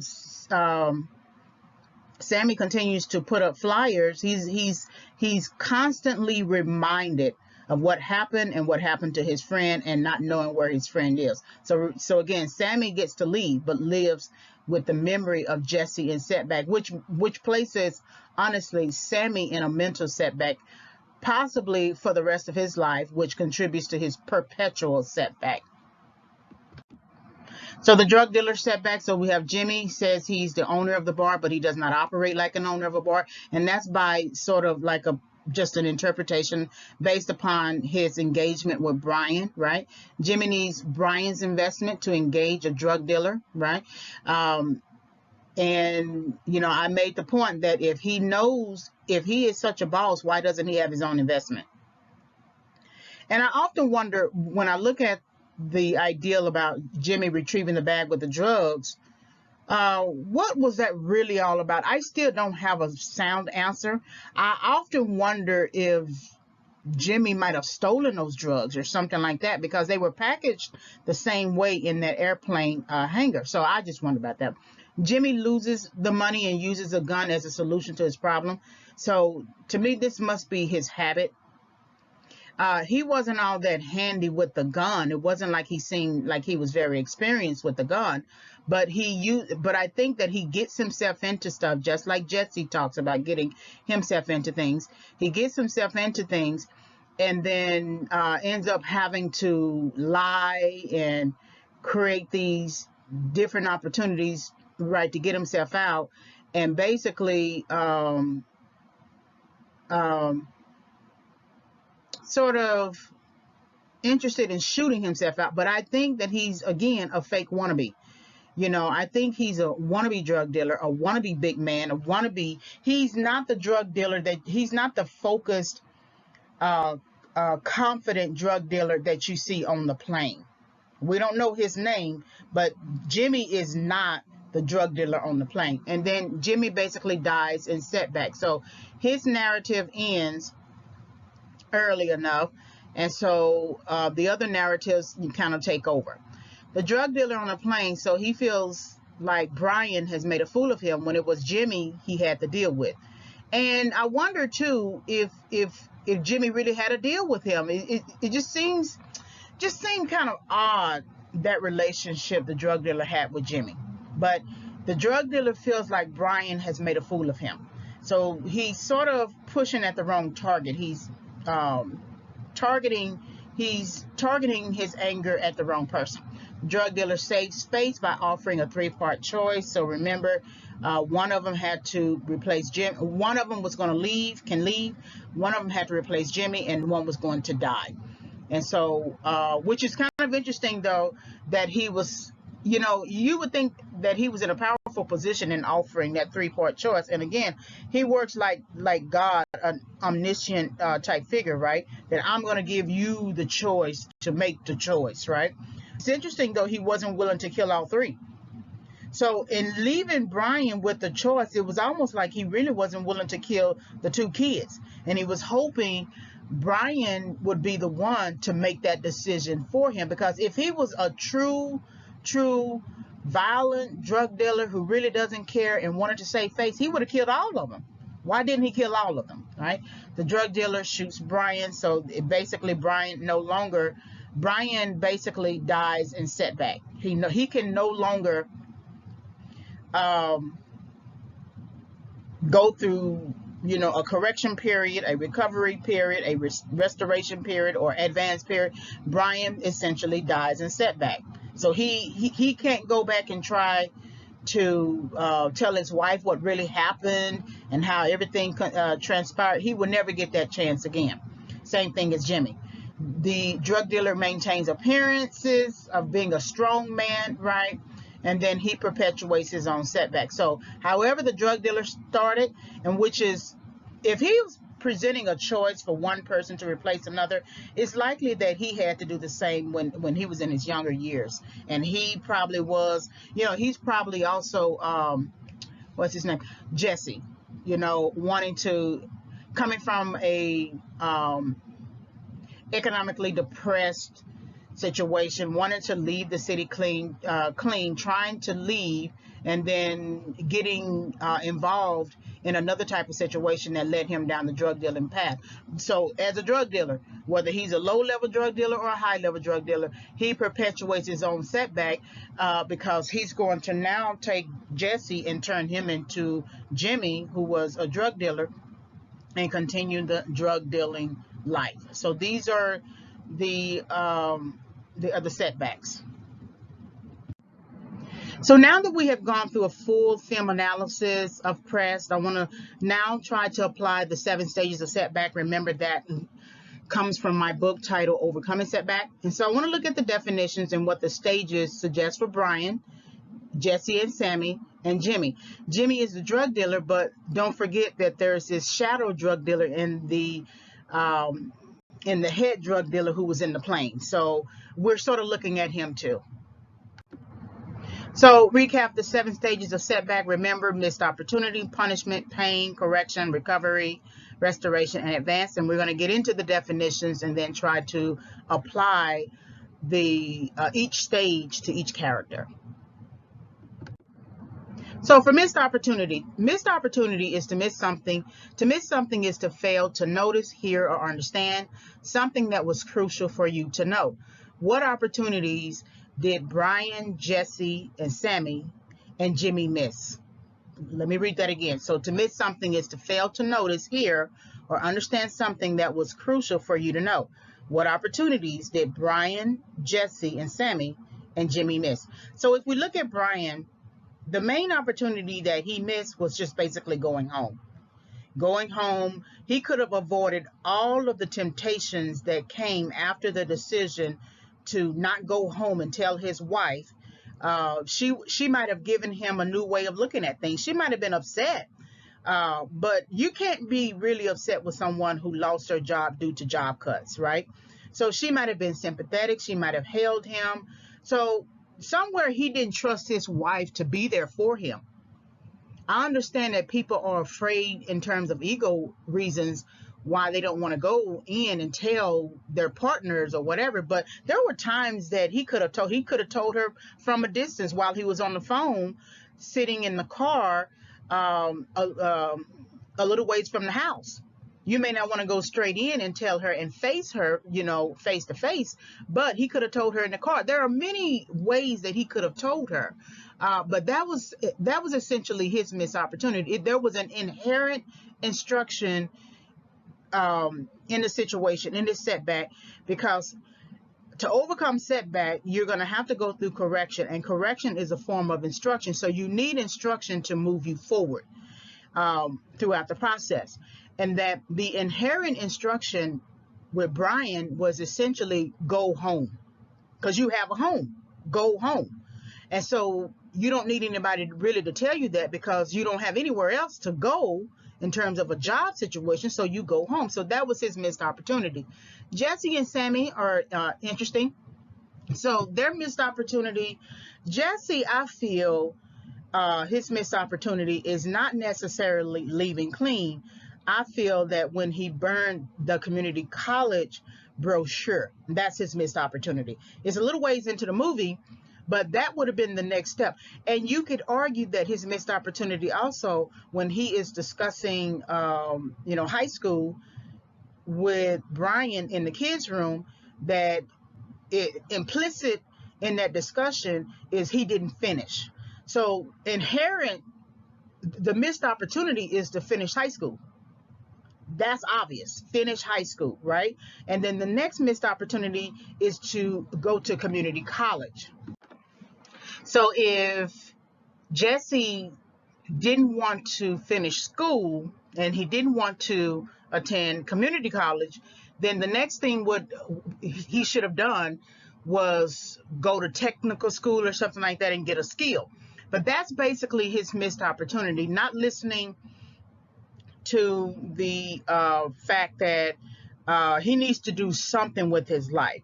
And that Sammy comes along and says, when Jesse says he wants to leave, okay, that's not a plan, right? So then we look at Sammy and his missed opportunity. Sammy's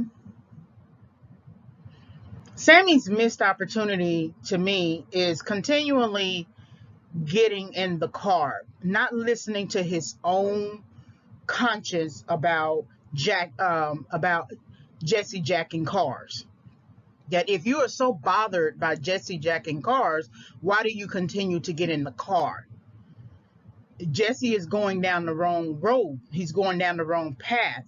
And when you get in the car, you are co-signing what Jesse is doing. So Sammy's missed opportunity in my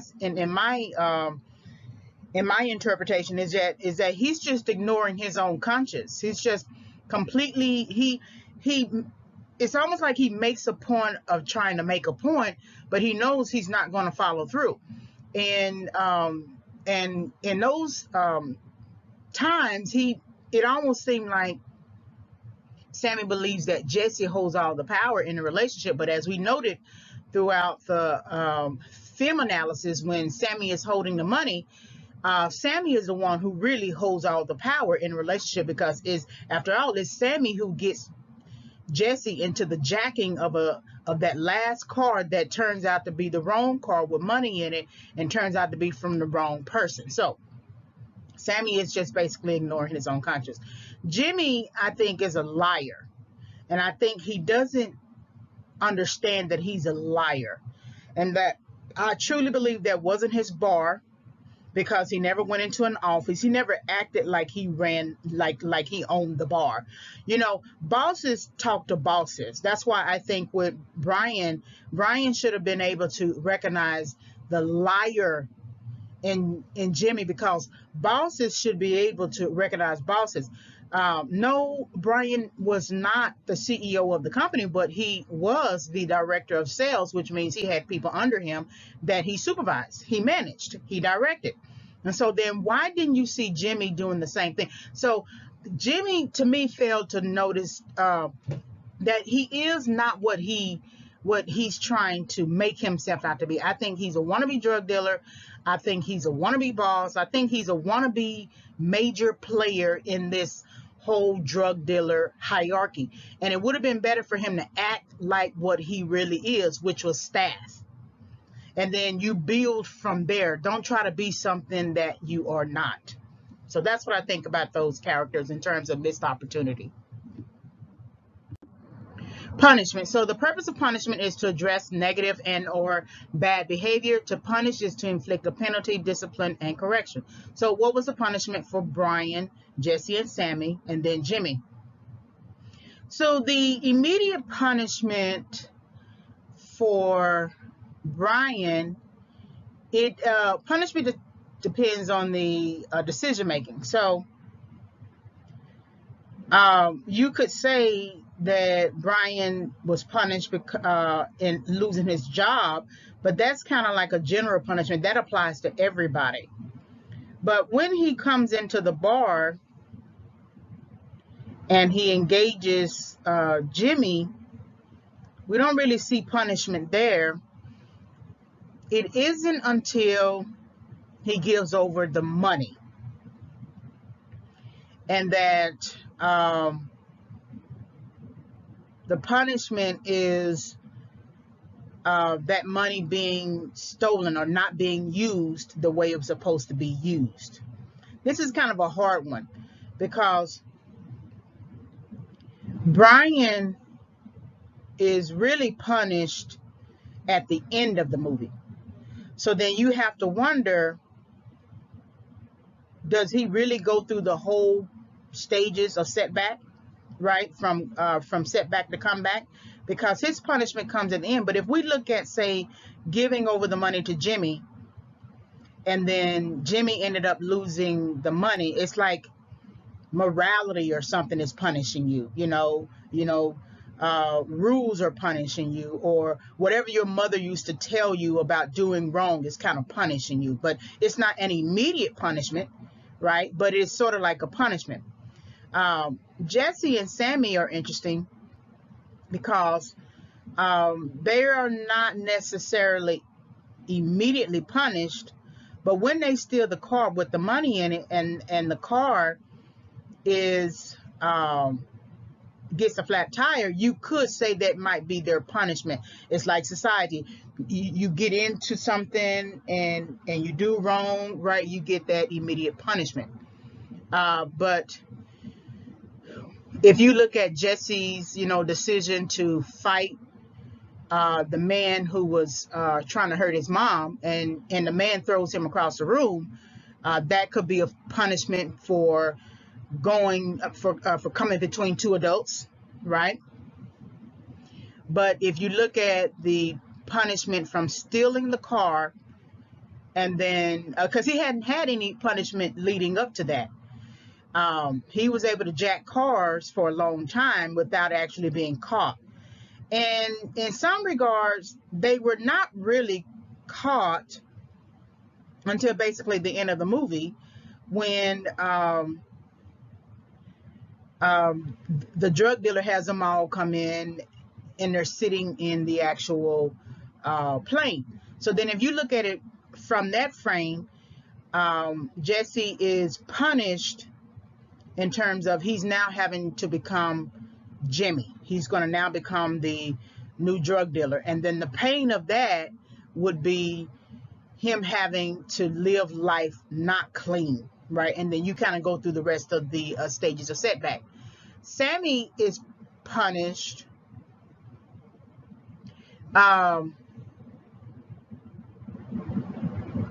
Sammy's punishment, there isn't any. Sammy gets off. So Sammy's negative and bad behavior, instigating the last carjacking, and then they're all in the plane, but he gets to leave. His negative bad behavior is not really addressed because he gets to leave. But if you look at the fact that he can't leave with his friend, that could be the penalty. That could be something that he remembers, discipline. And the friend that he grew up with all these years, he can't have that friend anymore. If Sammy can no longer have his friendship with Jesse, that is the ultimate punishment for him. Now, how he begins to address his own negative and or bad behavior will depend upon his own ego, his own anger, his own bitterness, right? He would have to, self-reflect, because remember, he was the last instigator. And even though Jesse was the one who got him into a lot of things in terms of just carjacking and stealing, he still took the initiative to start his own carjacking. So you have to wonder if Sammy is going to continue in that tradition, in a sense. Then we have Jimmy. And Jimmy's bad behavior is constantly rewarded until it's no longer rewarded. That his behavior of sort of conning people comes to a head when he does that last con. And the last con is with Brian, and they end up fighting, and then Jimmy ends up dying. So that is his punishment. He couldn't go back. He couldn't go through the rest of the stages of Setback, from Setback to Advance, from missed opportunity to Advance. He's not going to be able to go through the rest of the stages because he's dead. And that's what happens sometimes with people when they are in Setback. They don't recognize where they are and the implications of it, and that you can die in your Setback. You can die in the punishment phase of your Setback. How many people die in correction, die in prison, correctional facilities? So there's a possibility that you may never overcome, because once you are dead, that ends the sort of overcoming Setback process. So punishment, addressing negative and or bad behavior. So then we have pain. The pain reminds you that you have done something wrong. You have made the wrong move, and you need to undergo a process to let the pain ride itself out until the fever breaks. So what pain did Brian, Jesse, and Sammy and Jimmy feel and or endure? So if you're looking at the idea that pain reminds you that you have done something wrong, you have made the wrong move, you have to actually believe that, though. Brian doesn't believe that taking that $100,000 and giving it to somebody that he doesn't know, to people he don't know, he doesn't feel the pain of that. He doesn't feel the pain of it, because if he felt the pain of it, you sort of live with the pain and think about it before you actually do it. And so he does it in a whim. he only feels pain, true pain, when there's a threat to his livelihood. That's what I think, because everything is kind of like a dulling of his personality, a dulling of his senses. Like he doesn't really understand what's really going on or the implications of what he's really doing. But when Jimmy loses the money and doesn't return his phone calls, and Brian goes to the bar to confront him, then that's when he feels pain. He feels pain, of course, when he ends up killing Jimmy, the pain of that decision. But then after that, he kind of, covers it up. So he doesn't stay with the pain long enough, right, to confess it as a particular issue that he's done wrong. When you look at Jesse's countenance, remember, he's jacked cars. When he's in the car, he's very ego driven. But then when he's away from the car, you see his countenance. It's like he feels bad for what he has done. And his pain later comes when he can't leave the city clean. So then does he go through the rest of the stages of setback? And will he ever be able to overcome his setback? Is unlikely. So every time he conducts a drug run, he's going to be in pain. And he's going to be in a perpetual setback until he is blood out. Sammy's pain is obvious, that Sammy will always remember that he's the one who got his friend into the last carjacking that resulted in Brian dying and Jesse having to become a drug runner. That is his forever pain for Sammy, that he didn't have to initiate. He should have just let his friend leave. If anything, if you let the friend leave, you may be able to come to where the friend is. But if you don't let the friend leave, you end up losing the friend, which actually happens. So his pain is going to be perpetual, because the friend that he grew up with and went to school with, he'll never be able to see again. And then Jimmy's pain is, to me, is finding a mark in order to accomplish whatever it is he's trying to accomplish, and then it turning out bad. And we don't know the history of Jimmy engaging as a con man, but when you look at his image and how his face is, his stare at Brian, that's not a stare that started with Brian. That's a stare that's been around for a long time. So that means that Jimmy had more than enough time to make changes in his life before this last painful situation where he is actually being killed. So he no longer can feel the pain. See, there's areas of pain that you get before you get to the last pain that is the last one. And the last one leads to death, so to speak. So you mean to tell me that Jimmy never felt bad somewhere on his journey about engaging in drug dealing or conning people or marking people or something like that? He never felt bad about that. And you don't start that as an adult. You've been doing something like that since your childhood. That's why you see Jesse and Sammy, the two teens. That's an implication that a lot of stuff happened from the time you were young. Your environment shapes you, but you make decisions as well. And so Jimmy has lived with himself for a long time for him to make better decisions in the same way as Brian. So pain reminds you that you have done something wrong, you have made the wrong move, and you need to undergo a process to let the pain ride itself out. And that's not going to happen if you're dead, though.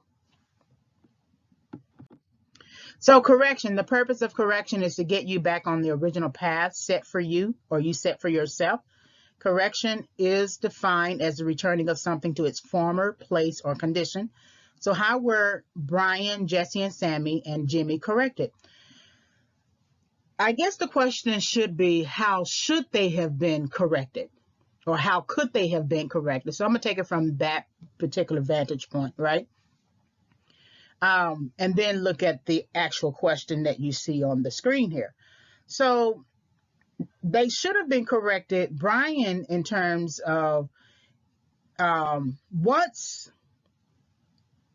the the the 500 to 5,000 piqued his interest, made him even more curious. But once he said, I can't afford it, the $100,000, then that should have kept him home. And then he would have been able to go through a correction process, saying to himself, it's not a good idea to gamble. I need to find a better way, maybe continue to look for work. That should have been his correction. Jesse's correction should have been not to necessarily leave home, but if you're not going to go to school or community college, go get a job, right? You can say the same of Sammy. Go get a job. You don't need to jack cars for money or anything like that. Just go get a job, right? The same can be for Jimmy. Go get a job. Jimmy was at his job, but Jimmy was trying to be some baller as some sort of wannabe drug dealer when he was really stacked. It would have been better for him to just continue to work, save his money, and do something and do some other business venture. He was trying to be in business or something. That lets you know that business wasn't his business. So that's what they should have done, right? So then if we look at the purpose of correction, to get you back on the original path set for you, or you set for yourself, and returning to a former place or condition. Well, if they would have been corrected, when would have been the best time for them to be corrected? For Brian, not return to the club, of course.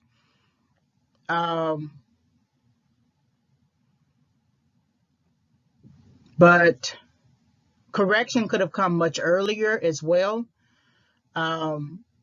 If he would have gone home the first time, and he and the wife could have sat down at the table, put on a pot of coffee, and talked this thing out, right? Instead of focusing on the Cancer Society donation, focus on how we're going to make it for the next 6 months, and then continue to go out and look for work. But by the time you get to the end of the movie and Brian, Jesse, and Sammy are sitting in a plane, their correction comes from the drug dealer. And it's the drug dealer who gives them 3 options. But in some ways, Brian has to make the choice, and it's almost like self-correcting. And he had kind of prophesied in a little bit when he was in the kids' room, saying he would probably be dead in a couple of hours. And so Brian gets to the end of life and he can't be corrected. Now, in that moment before his death, well, let's go back. I know where he could have been corrected. He was corrected in his thinking. When he was in the kids' room and he was talking to Jesse, and he was talking about the purpose of life is to be happy and to do right. That's where his correction is. So yeah, I take that back. For Brian, that's where his correction is. It's like it come to him, but he knows he's going to die. He may not know for certain until the thing actually happens, but he's not going to be able to fulfill that revelation that he gets while sitting in the kids' room, that the purpose of life is to be happy and do what's right. Okay. So let's stay in the kids' room. For Jesse, he says, I keep getting myself into these things. That's the beginning of him sort of grieving over his decision making, that he shouldn't have been doing all the stuff that he's been doing. So that's corrected in his understanding. But in the end, while he's in the plane, he's not going to be able to fulfill that corrected understanding, because he's just got himself into the ultimate thing, which is now becoming a drug runner.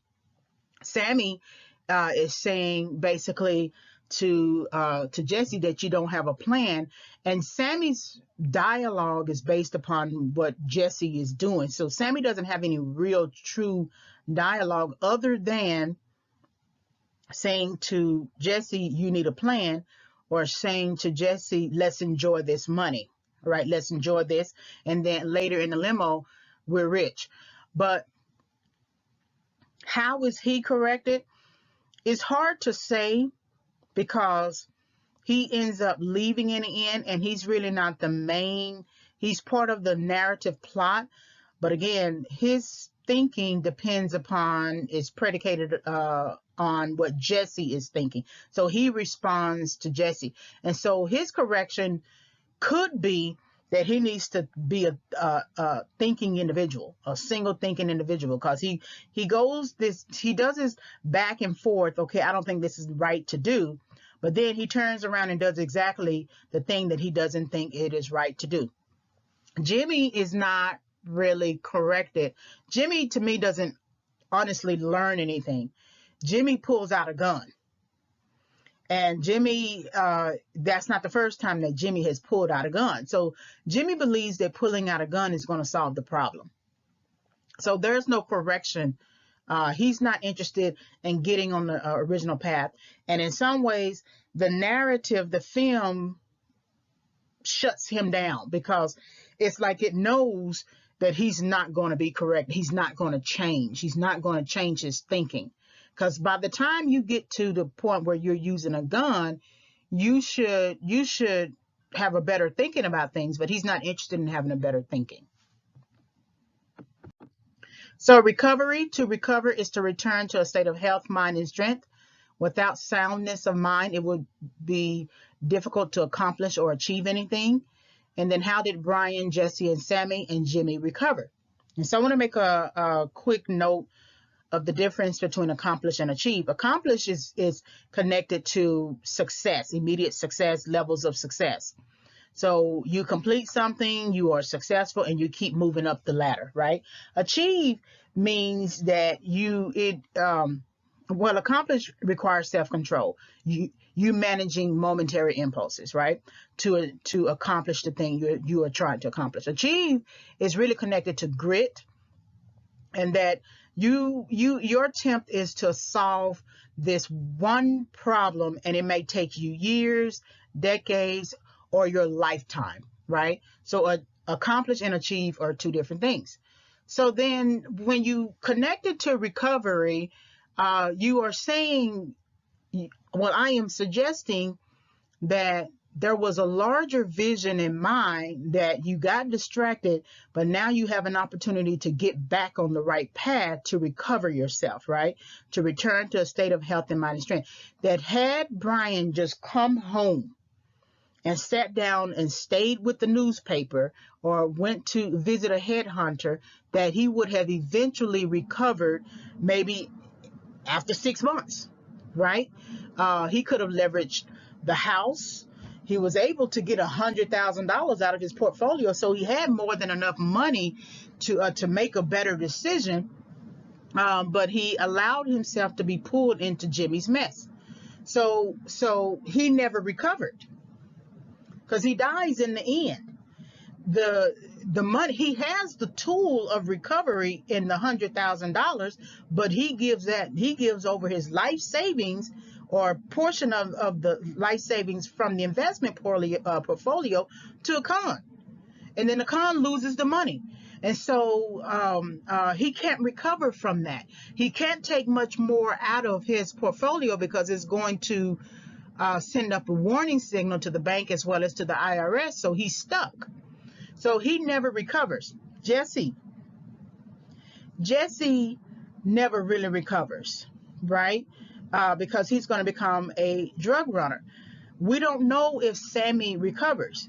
He recovers in the sense that he returns to his life, and he's able to keep his life, but we don't know what his lifespan is going to turn into. We don't know if he's going to be so mad at the fact that he had to let his friend go and go into a life of crime.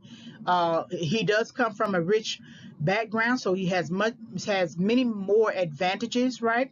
But it's funny how the person who comes from the rich background is so willing to burn their own house as well, right? So Sammy, we can understand Sammy being acting out in his childish behavior, right?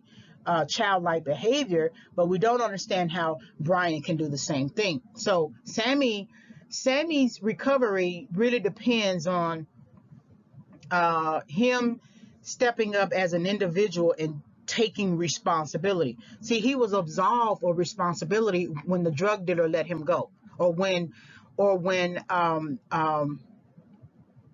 Brian makes a decision to let Sammy go. He was absolved of the responsibility. He got to leave. He got to walk out. But he's going to remember the gunshot. He's going to remember his friend. He's going to remember the whole exercise. Then Jimmy doesn't recover again because he's basically dead. Because he never recovered the money. He never recovered the deal. He never recovered his state of mind. He's running from what's supposed to be his business, right? If that's his business, why couldn't he leverage the business as collateral to get $100,000? Like I said, that wasn't his business, so he never recovers. Once his punishment is basically that death, so he doesn't go through the rest of the stages of setback. Restoration requires mentorship, and mentorship is predicated on learning from someone who has walked out the process. So how were Brian, Jesse, and Sammy and Jimmy restored? And so if we're looking at it from the lens of mentorship, we don't see anyone really mentoring Brian. Remember, he is the director of sales, but we don't see his boss, and we don't see really the people up under him. So when he leaves with his box, he leaves just with his box. The only person that we might see mentoring him is a phone call that he makes to his investment portfolio manager. So that might be a little bit of mentorship in him, in the manager telling him that he can't take too much money out, right? So he's setting limits. Mentors help to set limits, set boundaries, help you to guide and navigate through those limits and boundaries. So that might be something that you can think of. And he should have honestly stayed on the phone with the bank manager, with the investment portfolio manager. He should have stayed on the phone with him and got even more mentorship, right? He might not have gone into the bar. He might have driven off. He might have said, he could have said, let me come into the office and let's talk. And then that would have been a way to get off the path that was going to lead to destruction in the end, and get back on the path where he's trying to make life work in a right way, in a clean way. Jesse is kind of mentored by Brian in the kids' room, although Jesse is tied up, chained up, but he is kind of mentored. They kind of, sort of mirror each other. And it's Brian who tells Jesse that he still needs a plan, that's not a plan. And then somehow the situation brings out of Jesse this idea of wanting to have a business, things like that. And so Jesse kind of also mentors himself when you think about it. He says out of his soul, really, I always get myself into these things. Why do I always get myself into these things? And that's sort of like self-mentoring, so that you can go through a process of reflecting on that and then moving forward.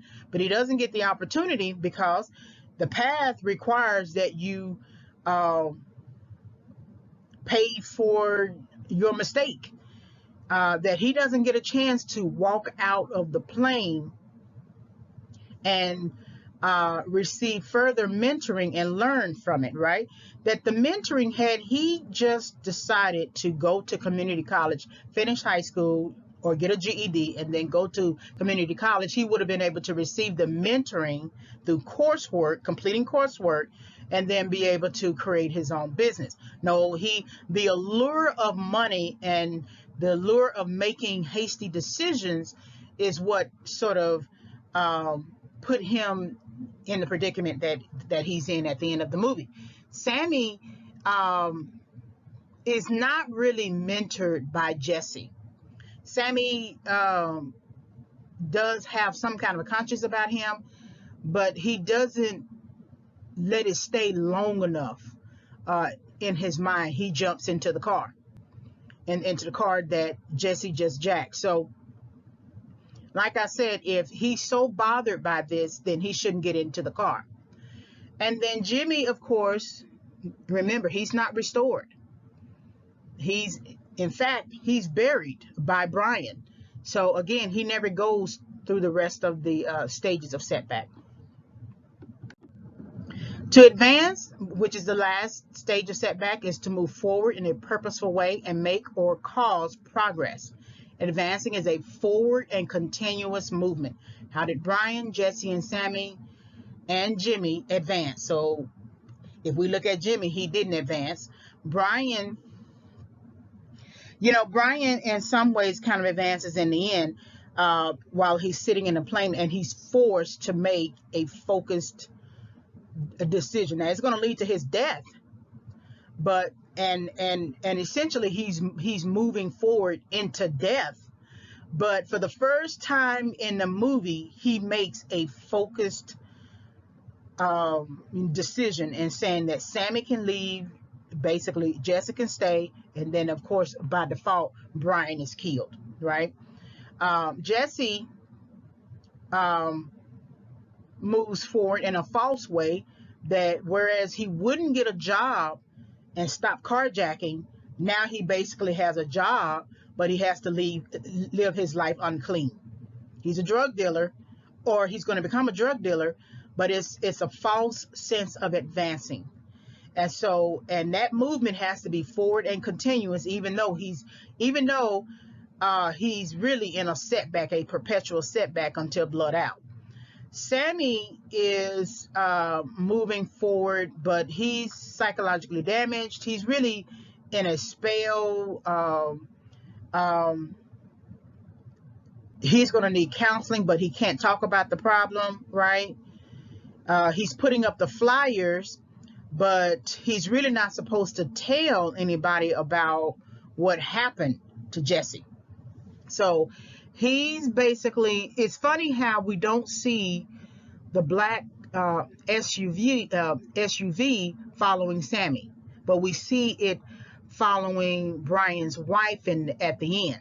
And we see the SUV, following all of them throughout the movie. But we don't see him following Sammy, which says something about the economic status, right, of Sammy. He's rich, right? And so that's interesting to me that we don't see that happening when he had a direct connection to the situation, to the context, and not the wife. And then, of course, Jimmy doesn't advance because Jimmy died at punishment level. So in concluding this film analysis and applying the stages of setback, what can we learn from Brian's, Jesse's, and Sammy's, and Jimmy's setbacks? That's a big sigh that I just gave. And if we look at the totality of the whole film and all of the characters and their development, there's only really one conclusion: work. That you can alleviate a lot of problems in your life if you go and work on a job. You wouldn't have to go to prison for drug dealing if you just chose to work on a job. That Brian could have stayed. His wife was already gone on a trip, and that gave him enough time to plan a different type of strategy. And he knows as a 100% responsible grown individual that he has to work. So then if he knows that, why is he engaging any gambling, hasty decision-making type of opportunities? Jesse and Sammy taken together, somebody in their lives is not encouraging them on the right path. Even Sammy should not be hanging out with a person who carjacks cars. I don't care if it's his friend or not. So why isn't it seems like Sammy's parents are encouraging him into college because it is on his tongue. And then Jesse counters that and says that, you know, Sammy is rich and of course he can be able to go to college and things like that. And that Jesse is sort of offended at the idea that he won't be able to go directly to a university, I guess. And so he sets afire the community college brochure. But Jesse, we find out later in the kids' room when he's stuck and tied up that he won't even finish high school. So when we can learn from the setbacks of Jesse and Sammy, finish school, go get a job as a teenager, go to college. It's simple. I tell my students all the time, the easiest thing that you can do living in your parents' house is to get out your studies. Maybe have a little part-time job, but that's the easiest thing to do, because once you leave, you have the responsibilities of an adult. And both of them are trying to be an adult before their time. And so Jimmy is not a true adult because he's operating in a childlike understanding. You can see why Jesse and Sammy are the way they are because they're still adolescents, you know. You don't really mature in your brain until about 20s or something. And so we can see that. But Jimmy's been around for a long time. So has Brian. And they should have been better examples. Jesse and Sammy should not have had, well, I don't know if I want to go that route. But Brian and Jimmy just should have been better examples. They would not have had to navigate life with Brian if Brian wasn't on the wrong path. Brian just as much as shaped the setbacks as Jimmy shaped the setbacks as well. And so, but still, if you look at just Jesse and Sammy alone, they shouldn't be going around jacking cars either. That they created their own setbacks in jacking cars. And the setback is that they're not willing to work. They are willing to skip ahead and get money before the time and call that success. And that's not success. That's stealing. And as soon as they make the decision to steal the cars or carjack the cars and abandon them and steal the money and spend all the money, and they have created their setback. So they have no other choice but to go through the stages of setback, right? Because they missed their opportunities. And Brian and Jimmy, of course. So this is an interesting film. I like Press very much because it's about life and the pressing that we feel in our individual lives. And hopefully you were able to learn something, gain insight from this film analysis. Thank you for listening. All right, so hopefully you were able to gain some insight from this lecture. Please like, subscribe, and like the video, subscribe to the channel. You can visit my website, reginawhyfavors.com. You can always send me an email. Please purchase the book when it comes out. It's going to come out approximately August 2021. I needed to make some changes to it and do some final editing. So the book title is Overcoming Setback, 5 Keys for Entering and Exiting Correction. Thank you for listening to this audio. Have a great day.